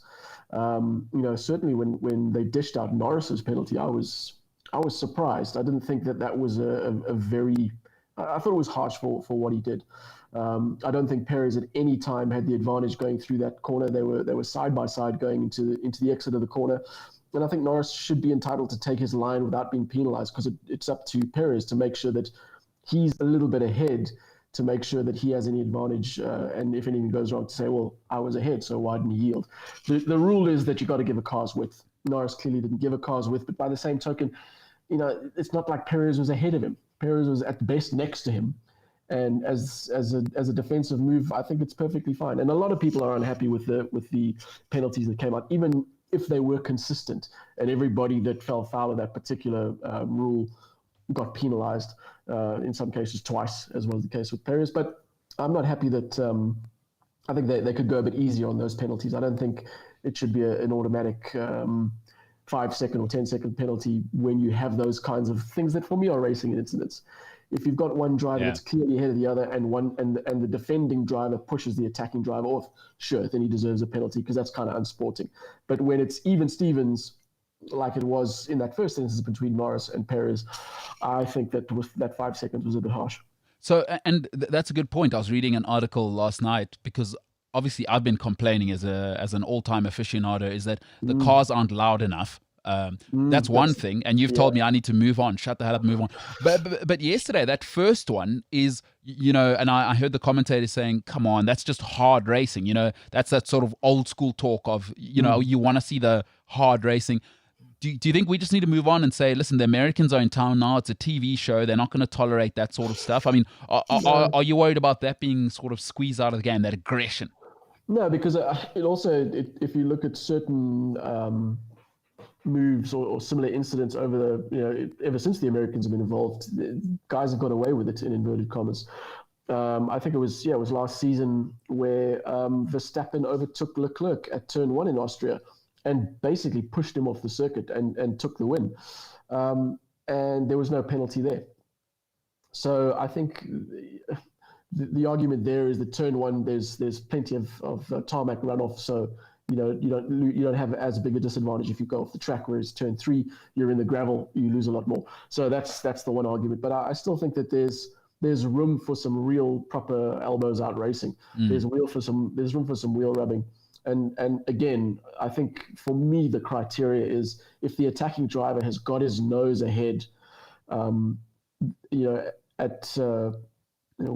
it matters, i.e. in this case between Perez and Norris. Had Perez had his front wheels slightly ahead of Norris's front wheels, then yes, Norris I think would be obliged to give him a bit of room.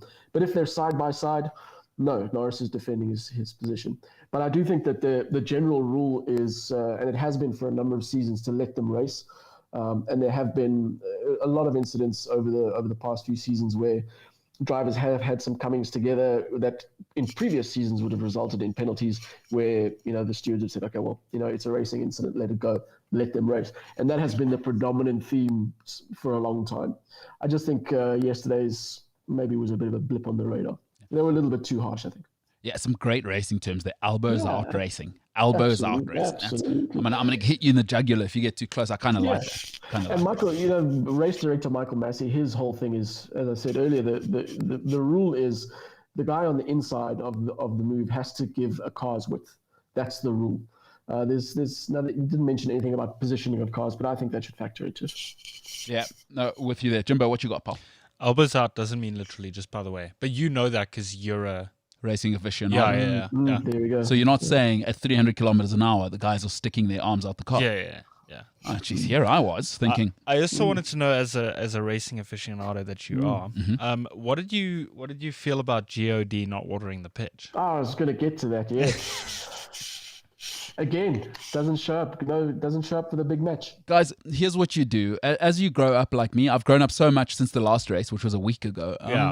Is that you have to accept the world as it is, not how you want it to be. And, God would never give me the test if I wasn't one of his strongest soldiers, James. He only gives that to his strongest soldiers. So, it's obviously incredibly disappointing, having prayed every single day since last week. But, you learn that the race isn't about you, and the race is bigger than you, quite frankly. And I'm far too humble to care about that. But don't you think God not delivering for an atheist, there's something there? Listen, I'm becoming more open-minded. Okay. You know, what I want to do is, because unlike you, James, I don't want to divide the world. Atheists, religious, doesn't matter. Are we good people? I want to bring people together. So I got to start at the top. I got to go to the head office, say, hey, God, we're this side. What can we do about watering the pitch and bringing society together? I think when it comes to atheist versus religious, I think being atheist does matter. You've divided it pretty clearly there. But All right, well, folks, here I am trying to bring the world together, but James and Spike insist on driving that nail between us as society. And I'm not saying I'm a better person, but, the evidence is there for itself. I'm trying to bring people together, including the Holy Spirit and these two gentlemen. All right, Spike, listen, here's where we did need some divine intervention, speaking of McLaren and Lando yesterday. wow, as a long-standing and long-suffering McLaren fan, I'm just glad to see McLaren mixing it up with the leaders again. I'm sure I've mentioned before on this show that it's reminiscent for me of the late '90s where where McLaren were coming back.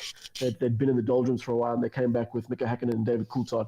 There was that resurgence that I saw, and it's the same sort of thing now. And it's so good to see that a top flight team and an iconic name in Formula One is back up near the front, albeit on a not too regular basis. But the fact of the matter is, they qualified second on merit, and Norris came home third on merit. He had a great race. He had pace all weekend. That car is looking fantastic.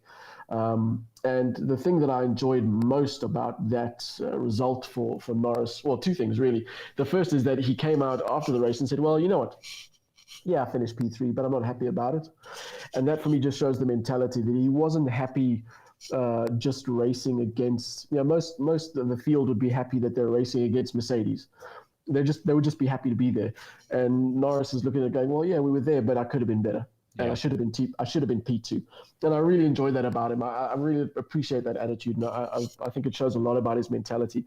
The other thing I really enjoyed was the way the crowd went mental for him. Yeah. They absolutely cheered and they went crazy when he stepped up for his interview. I thought that was brilliant. Really cool to see. No, it's cool. He brought the heat yesterday. Jimbo, what you got, pal? Spike, I wanted to ask you a question. Ask me a question. So I saw this morning that Lando Norris in 2021 has 3 podiums, 8 top 5s, and out of the 9 races they've had, he has picked up points 9 times. Yes. Do you think he, for the last 14 races of the season, do you think he can maintain it, or do you think there'll be a slip up somewhere with like Merck's engine upgrades or whatever it is? I don't think. Can he maintain it? Yes. I think he's shown a lot of consistency, not just this season, but last season as well. He's becoming the consistent guy. He's putting in performances that are of a specific level. I don't think he can worry too much about well, McLaren can't worry too much what Red Bull and Mercedes are doing. They need to worry about what they're doing, and they need to stick to their development plans and get the best out of their car. And I think they will be able to do that. The fact that they came home third last year against what was Force India, they fought right to the end. They put in some great performances towards the end, and they snatched that third place. So I think they came into the season with a lot of momentum. They had been building that momentum over the previous seasons, and I think they will, for the remainder of this season, I think they would have to do something incredibly bad or short-sighted or ill-advised to lose the momentum that they have, particularly against their rivals like Ferrari, who are far less consistent than McLaren is. Daniel Ricciardo aside. So I think for the rest of the season, they're looking good, and I think they, if anything, I'm hoping to see them pull away from the rest of the midfield pack, and I think they will start doing that. Speaking of Daniel Ricciardo, I mean, what are we up to there, Danny boy? Oh, another very average qualified down P13, but a very good race. He came out afterwards. He said he had a great time, and he said that's key to loving what you're doing, getting good results, is enjoying what you're doing. He said he had a lot of fun, but he had a very good race. And I think what I enjoyed most about it was his defense against the Ferraris. He defended against Leclerc for a very long time in a car that he said he was struggling with towards the end of the race with the rear tires. in the end, he had to give up that place to Science, but Science was on a much better strategy. So I think Danny Rick had a much better race, certainly, than he did last week. He didn't have the bad luck that he had last time out, but I think it's a much better showing, obviously, and I think he'll take a lot of confidence from it. Which is, all good for him. But, if I'm Lando, is at this level, you do need to proverbially hunt in packs, I would imagine. When we think of the great, the victorious champions, it's difficult for me to say Schumacher without saying Barrichello, It is wearing it together in order for the second driver has his role to play. Danny Ricciardo, you need to show up, mate, put some shrimp on the barbie, as they say. Yeah, absolutely. I mean, and Red Bull will be saying the same again about Perez, like they did about Albon, like they did about Gasly. It is very much you need both guys. In Ricciardo's defense, it's a well-known fact amongst the drivers that McLaren is a difficult car to drive. Not just this season, but generally it's difficult to drive. Sainz had a comment about it not so long ago about how adapting to the McLaren and how it drives is a little bit difficult, particularly in Ricciardo's area of strength, which is the braking. So I think we need to give Dan a little bit of a break, and I think we have seen flashes of what he's capable of over the last couple of races. Not so much in qualifying, but he's had some solid races, if not great results. He's had some solid races. So I think that now's the time to draw the line. It's all right. Now we've seen what he can do. He needs to start upping it progressively, and he needs to start delivering more consistently. And I think he'll be, more than anything else, he'll be wanting to up his qualifying pace. Ferrari. Now they're a team from Italy, for those who don't know. So they aren't small fish. Again, another. You've said the world's most inconsistent racing team. You've said this before. Did I use those words? No, I may have used a little poetic license there. Yeah, a little bit. Yeah. But another one, up and down. I mean, qualifying in the sort of 10th and 11th and, ultimately pulling it back, which was... I think there was an interesting, I'd say conspiracy theory, not so much conspiracy, but an interesting theory that qualifying outside of the top 10, or rather qualifying as high in Q2 as possible, was part of Ferrari's strategy. Two reasons for that. One, it would give them free tyre choice because the top 10... everybody who starts in the top 10 has to use the same tyres that they qualified on in Q2, or the tyres they used in Q2. If you qualify in Q2 or lower, you can use whatever tyres you want. So what Ferrari does, the theory is, what they did was qualify as high as possible outside of Q3, in other words, 11th and 12th, which is what they did, which is a feat in itself, to be just exactly where you need to be. That gave them free choice of tyre on race day. But it also meant that they could take advantage of their better race pace, because we saw last weekend that they had, average qualifying, but their race pace was excellent. So this was the theory, that they wanted to qualify outside of Q3 and then just use the strategy and their superior race pace to get the results that they could. Coming home fifth and eighth, fifth for Sainz and an eighth for Leclerc, I think they'll be happy with that. I think Leclerc could have done a bit better had he not been elbowed out by Perez, and I think they would have hoped for a better position for Leclerc, but certainly fifth and eighth is something they'll be happy with. Yeah, I like a bit of that. What he is going to have to do, though, I'm not sure if you had this in your school days where you had to wash your mouth out with soap. Did teachers ever make you do that if you swore? Spike, I don't know if you were from that kind of, but we had it. That was my era, but Oh yeah. No, we like in James's era. Obviously, the teachers want to talk to them and understand who they are. I'm like, back in my day, teachers sucker punch you in the throat. Exactly. Or in James's day, they used blackboard dusters to dust the blackboard. In our day, they use it as a discipline tool. They throw the thing at you. A weapon to shape society. Yeah, exactly. They just whip around, and even if they thought you were making a noise in class, they would whip around and throw that thing at you. If they pinned you, great. If they pinned the guy behind you, bad luck. Well, this is it's a different time. It's funny because it's true. It is true. Yeah. It's very, very true. I remember my teacher making me literally put half a bar of soap in my mouth and ensured that I like chewed it and kept it in my mouth for a while. Didn't have to swallow it. Oh yeah, listen. Back then, that was different. But listen, did I ever swear again? Yes, I did. You did. Did it happen lots of times again? It happened at least 2-3 more times. But hey, it's gonna listen. It's gonna get you when you're born in that tough era. And like probably now, I'm guessing in James's era, is you'd swear in front of the teacher or at the teacher, and they might get you a latte just for your problems at home. I mean, it's unbelievable. They praise you for expressing yourself. Yeah, you've nailed it. So yeah, overall, Ferrari happy. I mean, Leclerc obviously not. I mean, cry. Yeah, I was fully expecting him to be super grumpy for the rest of the weekend. But if you watch his post-race interview, he says like, I don't hang on to things. I spoke to Checo, he apologized. I accepted it, and we move on. So he put it quite well. He said, when the helmet was on, there was a lot of anger. The helmet's off, everything's fine now. Nice. So yeah. That's the way to be as a champion. So good for him, and that's a great mindset, focused on the game. AlphaTauri, your good mate from Japan, and oh wow. So let's start with his teammate Pierre Gasly, who I rate. I really enjoy Pierre Gasly. I think he's underrated, but I certainly think he's got a lot. He's got a lot in him, and I think he's one of the better drivers out there. Qualified 6th, finished 9th. I don't think they were showing the pace that they'd expected. They did start on the soft tire, which was a slight disadvantage. And Gasly did say at the end that he was probably a lap or two from taking a proper fight to Leclerc, which is often the case. But I think he's overall disappointed with 9th. Yuki Tsunoda, great qualifying, finishing up 7th on the grid, and it was looking very promising. But he's Yuki Tsunoda, and he made more rookie errors.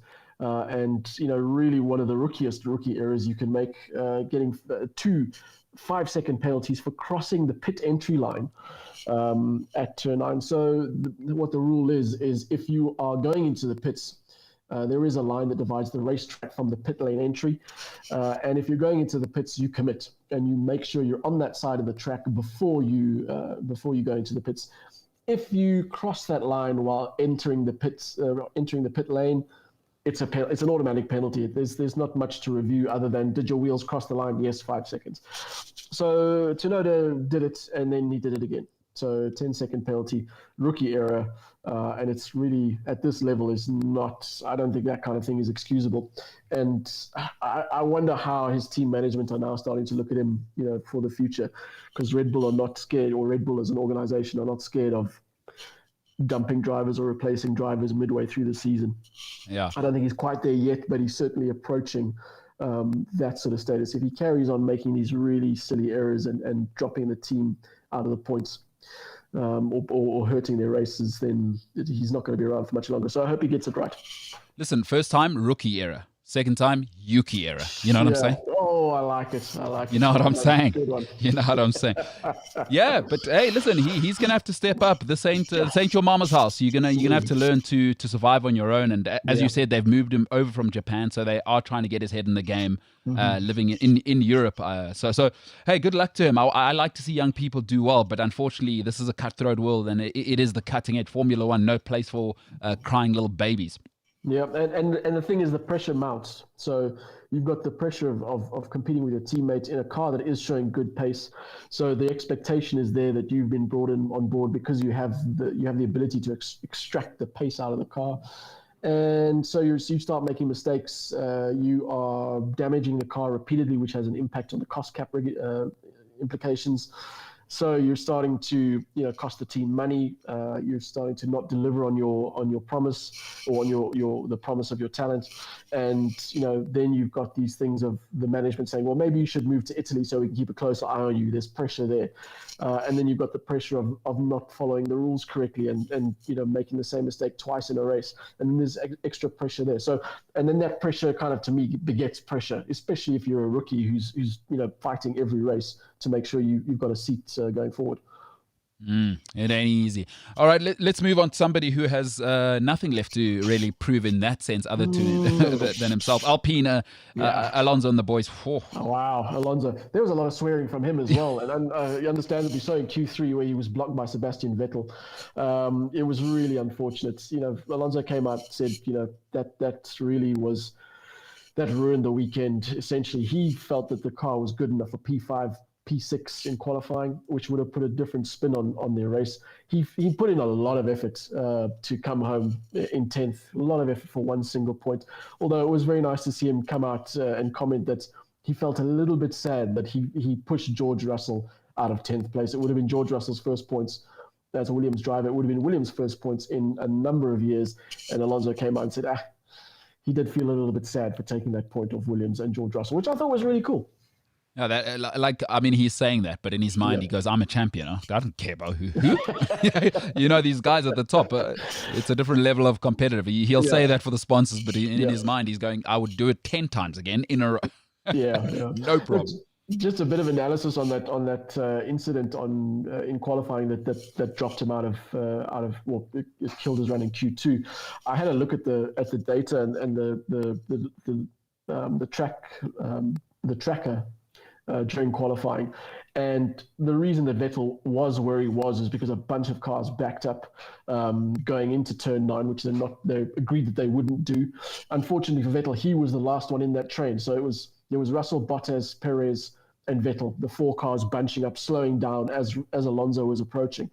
And I think that even if Vettel had managed to move out the way, even if his engineer had told him to there's an angry Spaniard coming in, move right, and he'd moved out the way and Alonso had got clear, I still think Alonso would have been bottled up by Perez and he would have had to abort his lap. So I think Alonso was just an unfortunate victim of some illegal traffic.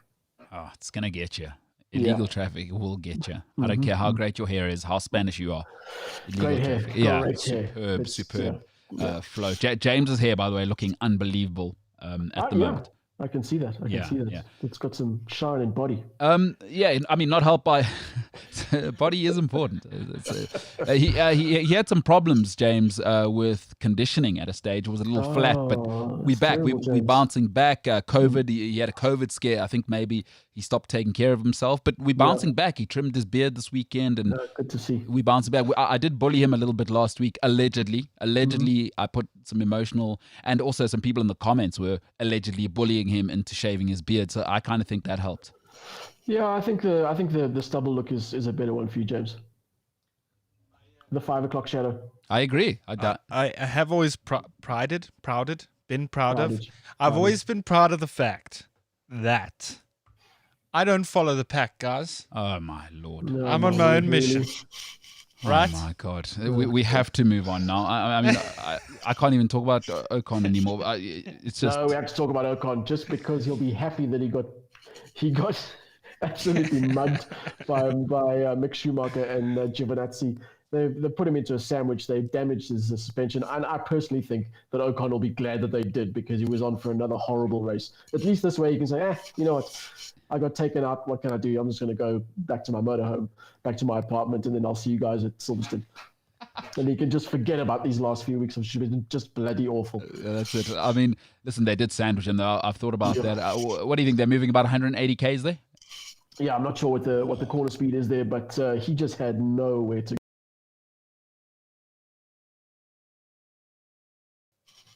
Yeah, I lost you for a second there, but he was in the sandwich there. Williams, what we got cooking there? What do you think of their weekend? Have I lost you or have you lost me? No, we're both back now. Hello. Are you back? I think we've lost Spike there. James, what's going on there, Pop? Yeah, no. I don't know.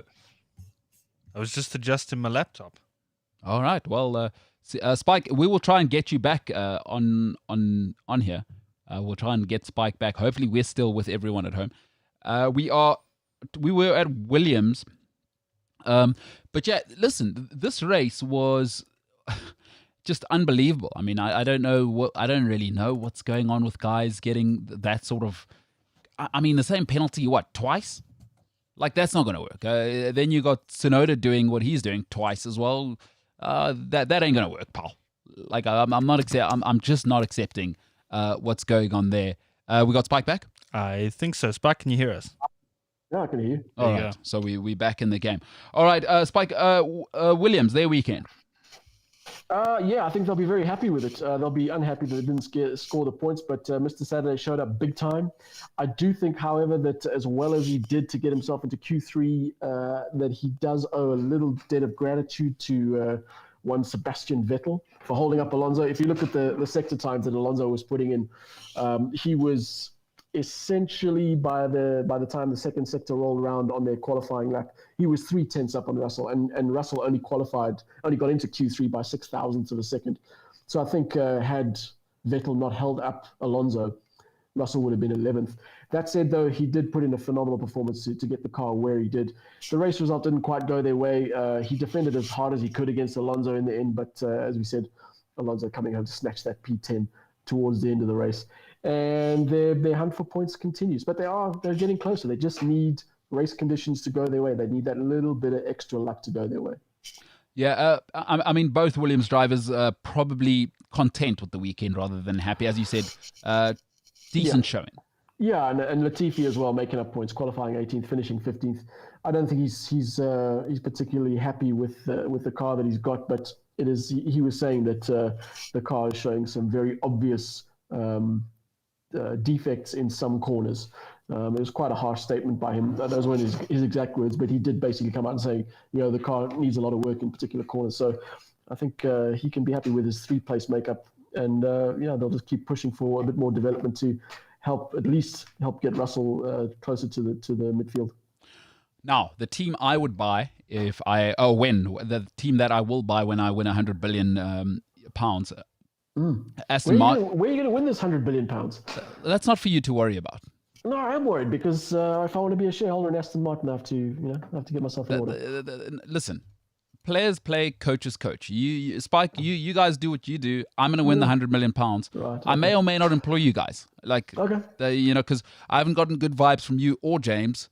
So you may or may not have a job. But when I do I would buy Aston Martin, and I would force Piers Brosnan, because he's actually obviously RIP Connery. There's only been 2 James Bonds as far as I'm concerned. Piers Brosnan and Sean Connery. Yeah. I would force Brosnan. Do you know why you think there's only been 2 James Bonds? Let's hear it. Because you're wrong. There's only been 1. That's why I said R.I.P. Connery. I mean, listen. No, Connery wasn't Bond. Daniel Craig's not Bond. Come on. Daniel Craig looks like a bouncer in a suit. He doesn't look like an MI. That's what Bond is. Bond is a thug. He's meant to be a suave agent who's getting Halle Berry to sleep with him. I mean, Bond is a thug. He's a killer. Daniel Craig looks like he wants to sell fake watches round the corner to the lads. I mean, I like him. Listen, I like him. Layer Cake, great film, good actor. He's not James Bond, though. I mean, when we're talking douchebag, Pierce Brosnan, ultimate guy. And also, now, am I being biased because I did kind of chaperone him in Cape Town, and he's a very cool guy? Perhaps. He's a very nice guy. I'll give you that. Pierce Brosnan is a very nice guy. So I'd force him to hang out with me, and then people were like, oh, James Bond, DB9, probably get him to pitch up in one of those, and then let's watch my team, Piers. I don't really care how it goes, actually. I've got 100 billion pounds. We can do other stuff after this, whatever you want to get up to. Well, after you've bought Aston Martin Racing, you won't have that much of your winnings left. No, how much? 3-4 billion? How much is the team? No, it's. I think the cost at the moment is. I think the cost cap is $400 million. I think. Yeah. I think I might be wrong, but it's definitely nowhere near the billions. Wait, didn't you say 100? Did you say 100 million or 100 billion? Oh yeah. Why would I want to win 100 million? If you've got £1 billion in the bank. Yeah. And you buy a Formula One team, you can have a large chunk of it. Yeah, 100 billion, because I got to buy Chelsea as well. So I want both. Pierce Brosnan and I, we're going straight after Formula One. It's Chelsea, Liverpool. We'll fly over in my. Hey, we could drive. You could drive me in the DB9. Actually, you got to buy another British brand, because then you got 3. So what's the other one you're going to buy? Oof, that's tough. Sainsbury's. Sainsbury's. Yeah. Might as well own it all. You've got the glamour of Aston Martin. You've got the powerhouse of, what was it, Chelsea? Yep. And you're going to buy Sainsbury's. Well, what you got to do is do the political move so that the people think you're one of them. You know, the big trick once you have lots of money is not to feel disconnected. Sainsbury's, I'll pitch up every now and then. Kind of like Raymond Ackerman's done, you know. He's like a gajillionaire, but I believe he spent actually 1 out of 5 days walking around a Pick and Pay at his absolute peak. I want to be the people's champ. Why don't you the Diana of billionaires, so to speak. Hang on a second. If you want to be the people's champion in England, you just buy another football team. Unfortunately illegal, but I like where your head's at. Or you buy Land Rover Jaguar. No. I've already got Aston Martin. You've already got a car brand. You see, the instant coffee, single origin. What am I doing with Land Rover? That's for rappers and scum. DB9, James Bond. You know what you need to buy? You know what you need to buy with your £100 billion is Savile Row. That's what you need to buy. The whole thing. Just knock on the door at Henry and Poole and go, hello, I'm here to buy your shop, and then just buy all the other shops. Gentlemen, this is the kind of energy. Now you guys are getting a job. Because, James, I like that you're even thinking that I should buy Land Rover. That means it's going to happen, and you're giving me that positive energy. I like that, Spike. You guys have changed your tune. Let's talk about Aston Martin, that it's actually owned by a real person who probably is a gajillionaire, though. Yeah. Tough weekend. Yeah, look, they haven't had good times at Red Bull Ring. Lance Stroll qualifying 10th, ending up 13th. He had a lot to say about Aston Martin's strategy. They started on the soft tyre, and it really didn't pay dividends. And as I said, he just went backwards, ended up 13th. Sebastian Vettel, decent qualifying in 8th, but he also wasn't happy on the hard tyre. And then at the last lap of the race, him and the other old man of the field, Kimi Räikkönen, decided to get together. He passed Räikkönen for 12th place, and then essentially looks like he closed the door on him. In other words, he moved over, and Räikkönen either didn't care or wasn't concentrating, and they came together, took them both out. Eventually, Vettel crossing the line in 17th place in front of a very unhappy Räikkönen. I saw that. Both, not pleased. Not pleased. Not at all. But hey, listen, that is what it is. That's the game, baby. Well, yes and no. I mean, you expect guys of that caliber to know how to overtake each other on a straight section of the track. Listen, once I buy Aston Martin, that ain't happening again. Don't worry about it, guys. We'll sort that out. Right, okay. I look forward to that. Yeah. I mean, in the end, Vettel, though, not the worst. Qualified well. Yeah, he did have a good qualifying, and he did his bit for the environment as well between the previous Austrian Grand Prix and last Austrian Grand Prix, or the Styrian Grand Prix and the Austrian Grand Prix. He helped a nursery school build a bee hotel because he's going all organic and kind of looking after the environment these days. Oh, well, that's just so inspirational. I'm so inspired that a gajillionaire can find the time to do this kind of stuff. It moves me. It really does. Alfa Romeo. Let's move on from that incredible moment. I mean, Giovinazzi, one of the slices of bread in the Ocon sandwich. He came out there was a race to forget from lap 1. He had that coming together, and then just he managed to make up one place. Qualified 15th, finished 14th, and just said it was not a very good race for him at all. And he pretty much put the nail on the head, put the head on the nail. Sorry, we have to go back to the B hotel thing now. Are the bees paying to stay there? What happens? Why would you charge bees to stay at a hotel? Nothing's free, pal. Listen, I don't care that you can't speak English. I think you'll find that bees produce honey for you for no charge. Well, I don't know. We let them stay alive. I mean, there's Do they send you a bill? No, they don't. Therefore, hey, honey, you stay alive. Because what I could do is fumigate you. Look at this gas gun here. Then you don't have honey. Then you don't have creatures that pollinate plants. Then you don't have food. Then you die. So it just doesn't make any sense for you to want to charge bees to stay in a hotel or to kill them because they don't give you honey. Also, if you were to charge them, what would they pay you in? Yes. How would you charge them exactly? Listen, what am I? A bee banker? Why am I supposed to think of the problem? Yes, you want to charge bees. Why do you want to charge bees? If you're going to have a hotel, you got to pay for it. I'm just saying what I'm saying, what I know. Is what am I now? The HSBC of the bee world. Let's just get back to Alfa Romeo here. I'll tell you something. If you're wanting to charge bees, I'll tell you what you are. You're an asshole. It's that simple. All right. Anyway, getting back to Alfa Romeo. There was one very shouty old man in the other Alfa Romeo this weekend, Kimi Räikkönen. Wow, shouting at his engineers for not telling him about track limits. Shouting at his engineers after Vettel drove into him. He's, you know what? As much as Kimi Räikkönen is. Not a fundamental part of Formula One, but he's a long-standing part of Formula One. He's been around. He's a character. He's a world champion. He's a great racer.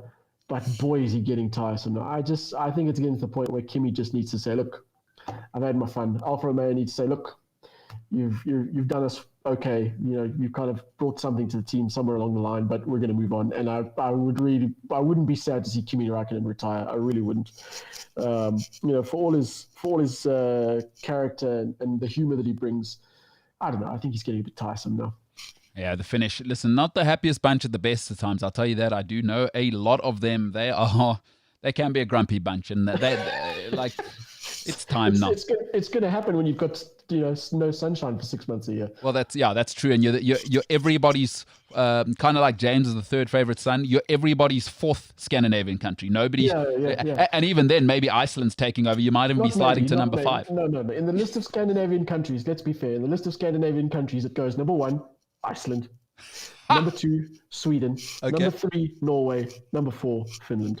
No. Number 4, Denmark. Absolutely. Number 5, Finland. Yeah. And even having said that, Iceland. Did you put Iceland at number 1? Careful now.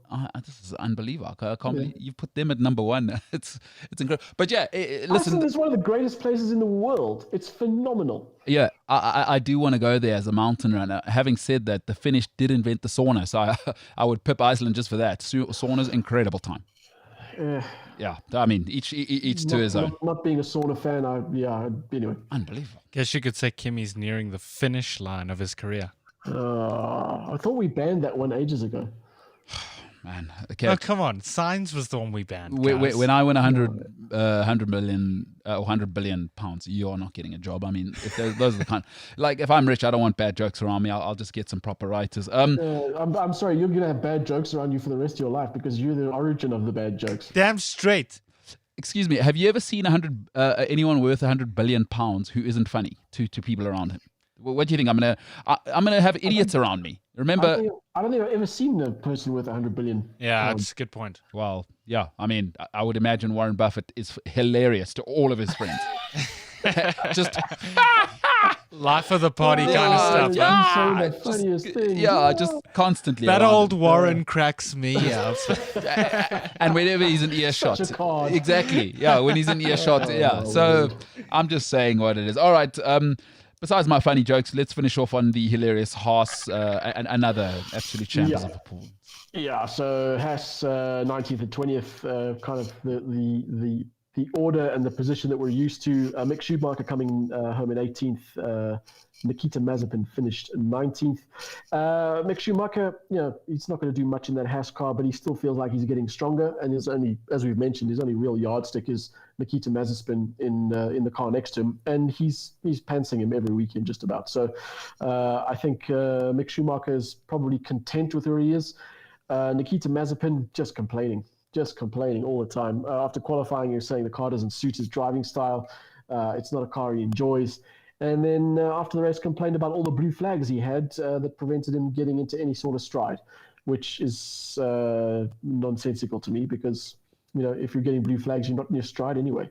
That's kind of the Haas story. Although there was a nice story where at the beginning of the last, or before the last race in Austria, team boss Mr. Gunther Steiner gave Nikita Mazepin a spinning top as a kind of a gag gift, which Nikita found quite amusing, and they had a good laugh about it. This weekend, apparently, Nikita Mazepin gave Gunther Steiner a new door because a few seasons ago, Kevin Magnussen punched a hole or allegedly threw something at Gunther Steiner and put a hole through his door. So now he's got a new door, courtesy of Nikita Mazepin. Bunch of crybabies. This is awesome. This is it's all about the backstory. Not everything's about the main story in a series. Now, nobody's talking about this. No Formula One analyst is going to tell you about this in world racing. Is that now this team is actually the trust fund kids of racing, because I tell you who's loving this is Mr. Stroll. He's actually starting to deliver in the car. He's going, hey, guys, I deserve to be here. Forget about me. It's those other two rich kids whose daddy and daddy own the team and are obviously similar initials. How about that? How about Lance Stroll going, hey, look at those guys. I'm doing well. Those are the trust fund kids. Hey, nobody's talking about that. Well, I think the two trust fund kids really are. Mick Schumacher, I wouldn't say is a trust fund kid. He comes with a great heritage. He comes with a proven track record, and he's a Schumacher. So chances are he's going to do okay if you put him in a car. Nicholas Latifi has brought a lot of money to Williams, and Nikita Mazepin, obviously his dad owns the team. So those are the guys that we need to look at and kind of judge their performances. And so far they are getting, their asses handed to them by their teammates on a regular basis. If I was Stroll, I'd start taking shots, honestly, at Haas. I would all the time and say that both of those guys are only here because one guy, his dad's the greatest of all time, and the other guy's dad is probably best friends with Vladimir Putin. That's how you make the money in Russia. Yeah, I think Lance Stroll probably doesn't care. No, he doesn't. Good on him. Yeah. It's like, I'm just kidding. People can say what they want about me. At least Lance Stroll is delivering. Yeah, exactly. And it's certainly, he may not be in the points every race. He may not, have the best results every race. But when you compare him to his 4 times world champ teammate, he's not doing too badly at all. Thank you very much. And I think that's what he'll be focusing on. And I'll say it again, because I say it every time. Stroll belongs in that car. Oh, I thought you were going to say something about his terrible hair, but yeah, absolutely. Oh, no, that too. Yeah, wow. Yeah. I mean, get a barber. Yesterday, Spike, by the way, thanks for not saying anything, but my barber came to my house yesterday, and I'm barely middle class. Can't he get a barber to 15 minutes before the race, pal? I don't know. At least I'm looking at the guy's eyebrows and thinking, those are not normal.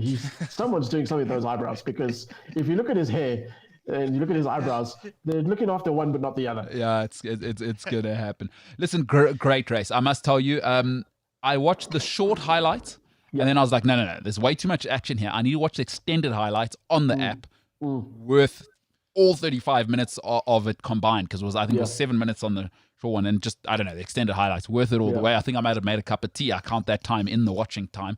Phenomenal. Just a great race, action-packed, people just squeezing each other off the track. I loved everything about it. Do you plan on watching a full race before the end of the season? Probably not. Are they going to make the cars louder? I challenge you. I'm with Spike on this one. Like, if we going to do a Monday F1 segment every week after a race, you have to watch at least one. Look, guys, I'm in the mix. I'm on social media. During the race, I'm on social media. I'll watch clips. No, it's not the same. And I feel to make the challenge a little bit easier, damn it, we can't. I was going to say, let's watch Singapore, but they cancelled Singapore this year. They did. See, if it was a night race, then I'm all in. Hey, maybe Abu what we Dhabi's should do... a night race. Yeah, I'm not sure Abu Dhabi's coming back at the end of the season, because they've already had it. Oh, hectic. You should watch one of the classics. I mean, Silverstone is next. That's always a good race to watch. I tell you what we might do. As if you heard of a little something called COVID? Yeah. Maybe that subsides. We're about to move into a better setting. Maybe we would do. Maybe for one of the races we do a watch along and we get people on board. We'll see how it goes. Maybe you guys can get me to. Watch season finale. Let's aim for the season finale. Season finale. We'll see if we can do a watch along for that. Tell you what, I'm on the go as well. It's not like football is, 4 or 5 dead laps. I'm on my phone. I'm trying to see what's happening on social media. I'm a little bit hyperactive, so tough to get me to sit down for 71 laps. You know what I mean? But you can sit down for 2 hours and watch football games. Yeah, but football, exactly. I'm more. It's engaging. Football, there's things happening all the time. Yeah. I mean, there's a ball moving. People are falling over for no reason. There's lots happening. He set us up. No. You know what? Is because I'm having such a great Monday, I'm not going to take any shots at anybody else. Spike, your negative vibes. James has been pretty negative to me today. That's my shield. What was that? It's my shield. I was gonna say, wow. It might sound like a gun, but no. I'm deflecting your negativity. No, MKT, please don't hurt us. Please. See, it's that sort of condescending nature. There's no ways he's getting a job. I think the word you're looking for is condescension. You gotta love it. After the race, I mean, we're off to the United Kingdom, of course. What we got coming up, and post race, what are your thoughts? For me, Silverstone is always a good race. It always throws something up. The weather is nice and changeable. It's going to be an interesting one for Hamilton in particular, because he loves the fact that it's his home race. It's a home race, weirdly, for Red Bull, because they are based in Milton Keynes. So all those things come into play. But I think the big news, or the big revelation, or the big difference, or the big highlight for Silverstone 2021 is the introduction of a sprint qualification round for Formula One for the first time. It's something that F1 is trying for the first time to kind of generate a bit of interest and generate a bit of buzz and try something different for qualifying. So it's going to be different to the regular qualifying session, which we know is 3 segments, 3 time segments. They're now going to have a sprint race of 100 kilometers. So all the cars will line up on the grid. They'll do a 100-kilometer sprint race, lasts around 25 to 30 minutes. There's no compulsory pit stop, and they all have to use the soft tire, or the softest tire available for the weekend. And that will determine the starting grid for the race on Sunday. Damn. And yes, wow, that's interesting. I like this. It throws up a couple of interesting things, because obviously now they have to restructure the weekend. So, ordinarily a weekend is 3 free practice sessions and qualifying. The third free practice session now falls away. That is the sprint qualifying. The qualifying for which happens in FP2. So there's, you're going to have a qualifying session instead of FP2. And that will determine the starting grid for the sprint race. And the sprint race as well is going to have a couple of technical hurdles for some people to overcome. So because the cars are in Parc Fermé before they go into the sprint race, they're not allowed to change anything on the car. They can do a few changes, like they can change parts like for like. They can do safety critical changes. They can do things like spark plugs and fluids and that kind of thing to make sure the cars run safely. But what's happened out of this is that now what Aston Martin and McLaren and Alpine they've got a problem because their clutches aren't designed to run for that length of time. So what they've been doing is after free practice 2 is they have been adjusting their clutches to make sure that they can last for the rest of the weekend. They're now no longer allowed to do that because after FP2, it's now Parc Fermé, so they cannot adjust their clutches. They can't make any changes to that unit at all. And so that's going to throw up some interesting challenges for them. They are appealing to the FIA to relax the regulations. They're saying that at the beginning of the season or before the season started, when they designed those units to run as they do, the sprint race thing wasn't confirmed. It wasn't really even it wasn't a guarantee that it was going to happen. So they designed their units to run as they did, and now they've been thrown these regulations which affects the way their cars run. Nowhere near good enough. That is nowhere near good enough, because as soon as the conversations opened up, surely you've got to be ready for that eventuality. Like, yes and no. You're not gonna expect the other part of the problem is that you're so far along in your end of, let's say they were putting this package together at the end of last year, beginning of this year, they were finalizing, and they said, cool, we've now got our units together. Sprint races were, it was a kind of, maybe yes, no, we'll see what we feel like or what the reaction. We'll analyze, we'll talk to the teams. It was nowhere near a definite or even a near definite. And the other problem is that the FIA has frozen the engine homologation. So now you cannot legally change your engine or any components in your engine without it's illegal. You can't do it. So now they've introduced a set of regulations that weren't there at the start of the season that are now, so you can't change anything after FP2, but the engine rules also say you can't change anything to your engine. So they're hamstrung at both turns, these three teams. So the FIA has to come to the party, I would think, to try and, I wouldn't say give them a free pass, but certainly relook the regulations to try and help them, at least make sure they can finish the race on Sunday. Listen, if I'm the FIA, I'm like, hey, you see that door that you opened on the way in here? Get the hell out of here, because 7 other teams got it right. What the hell are you doing here? We got a business to run. We're trying to sell our TV rights in China. What, I got time to worry about your clutch play? Get the hell out of here. By the way, maybe get me a cup of tea while you're out there. I hear you, but I disagree with you. I respectfully disagree with you. Listen, Spike, now, sprint, that tells me maybe, are we going to throw some points in there, maybe a little bonus points for the qualifying? Yeah, so there will be points for the top 3. First place 3 points, second place 2 points, third place 1 point, which is also interesting because we've never had points for qualifying before. And this now also plays into McLaren's hands because, certainly with their fight with the likes of Ferrari for third place, where Ferrari haven't been the best at qualifying. Sure, we've only seen McLaren near the top very recently, but they have proven they're able to put their car into the top 3. Whereas Ferrari, they've also done it, but they've looked far less likely to do it consistently. So McLaren and Ferrari will be eyeing those points, and it could actually end up making the difference at the end of the year. Now, listen, Formula One is watched by, I know people that are slightly, a generation above us is that they love the, the sport side of it and keep it all the same and don't change things. Is I'm pretty sure, I don't know, I haven't checked, but I am pretty sure there's a large part of the Formula One community going, the Americans are here trying to ruin Formula One. Because if there's one thing establishment don't like, it's change. Well, what's the feedback been like to trying something new like this? It's an interesting thing because there's, qualifying has gone through a number of changes over the years. So the FIA is always, or F1 is always trying to introduce something that'll make qualifying a little bit more interesting.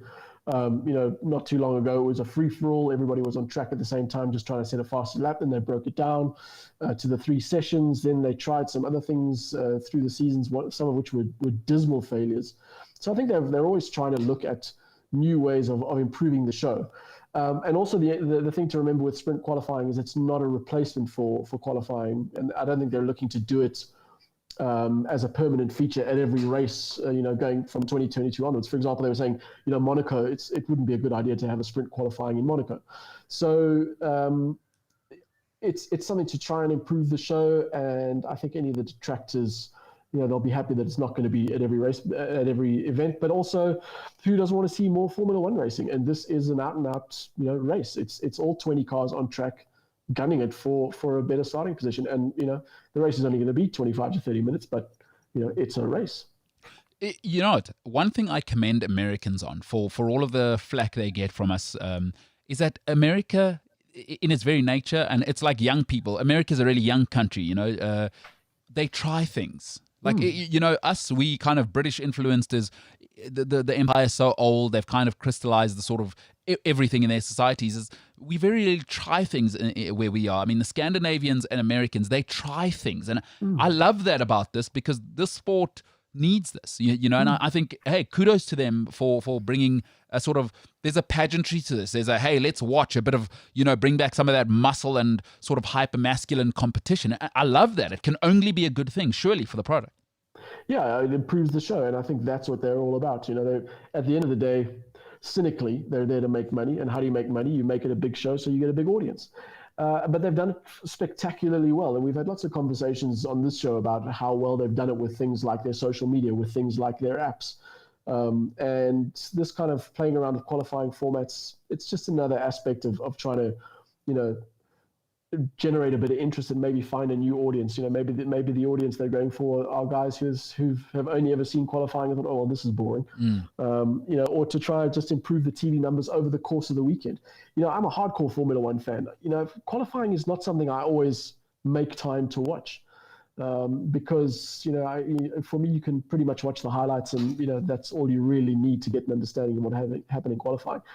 You can be damn sure I'm going to be watching all the sprint races live. Oh yeah. So I think that's part of the planning is let's get more numbers behind. Let's get those TV ratings up. Amazing. And let's extend the sport. No, that's absolutely amazing. And listen, good chance. What I'm going to do is I'm going to stop praying today. It is in the United Kingdom, probably a watered pitch. Probably a cracking race. It is higher rain season, so maybe prayer is real. I don't know, but given on your track record, excuse the pun, it's not going to rain. But I can't make puns. Track record. Whether you pray or not is not going to make a difference. Track record, you say? But my pun wasn't acceptable. I mean, that's track record. On, your pun yeah, do me a favor. Phenomenal track record.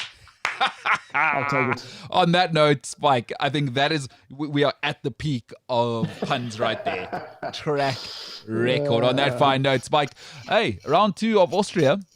Amazing. I honestly did enjoy watching the highlights of that, and that makes me want to watch Formula One a little more. Within 3 years' time, I might even watch a whole race. I'll tell you what we should do is, we spoke about earlier about you watching a whole event. The sprint race at Silverstone, 2 weeks' time, that's going to be a mini F1 race. Why don't you see if you can just sit down for half an hour and watch that start to finish? Hell, I'll be honest, that'll be tough. Being hyperactive is not easy. Oh, my God. It is not easy. I'm hearing excuses. Yeah, that's all I'm hearing is excuses. That'll be tougher. Again, I'm a bachelor. I don't like to commit to anything, as you know, Spike. Yeah, okay. But let's finish off on a positive note. Track record. Are you kidding me? Get out of here. Thank you. Track record. All right, Spike. I'll be here in 2 weeks' time. Fantastic. Always great to have you. Thanks, Paul. Thank you, gentlemen. Cheers. Cheers. Ciao. Track record. Yep. Oh. Track record. You love to hear it. I Wish mean, it was the first time I heard you that really do love to hear it. All right, Jimbo, give us some of that music on the way out. It is, it's a Monday, and I feel good. I am good. Not only do I feel good, I am good right now. Things are going well. We're cooking, we're moving, we're grooving, and it is a fine Monday to be alive. James, great to have you, pal. Looking forward to a great week. Your hair's looking good. Great stuff. Shaving the beard. You feel and look a lot more confident since you stopped smoking. So there's that as well. You know, it's great to be around you when you don't smell absolutely disgusting. So everything about you positive today. Hard being perfect. What can I say? Yeah. No. Cool. Let's go with that. Positive energy. Track record.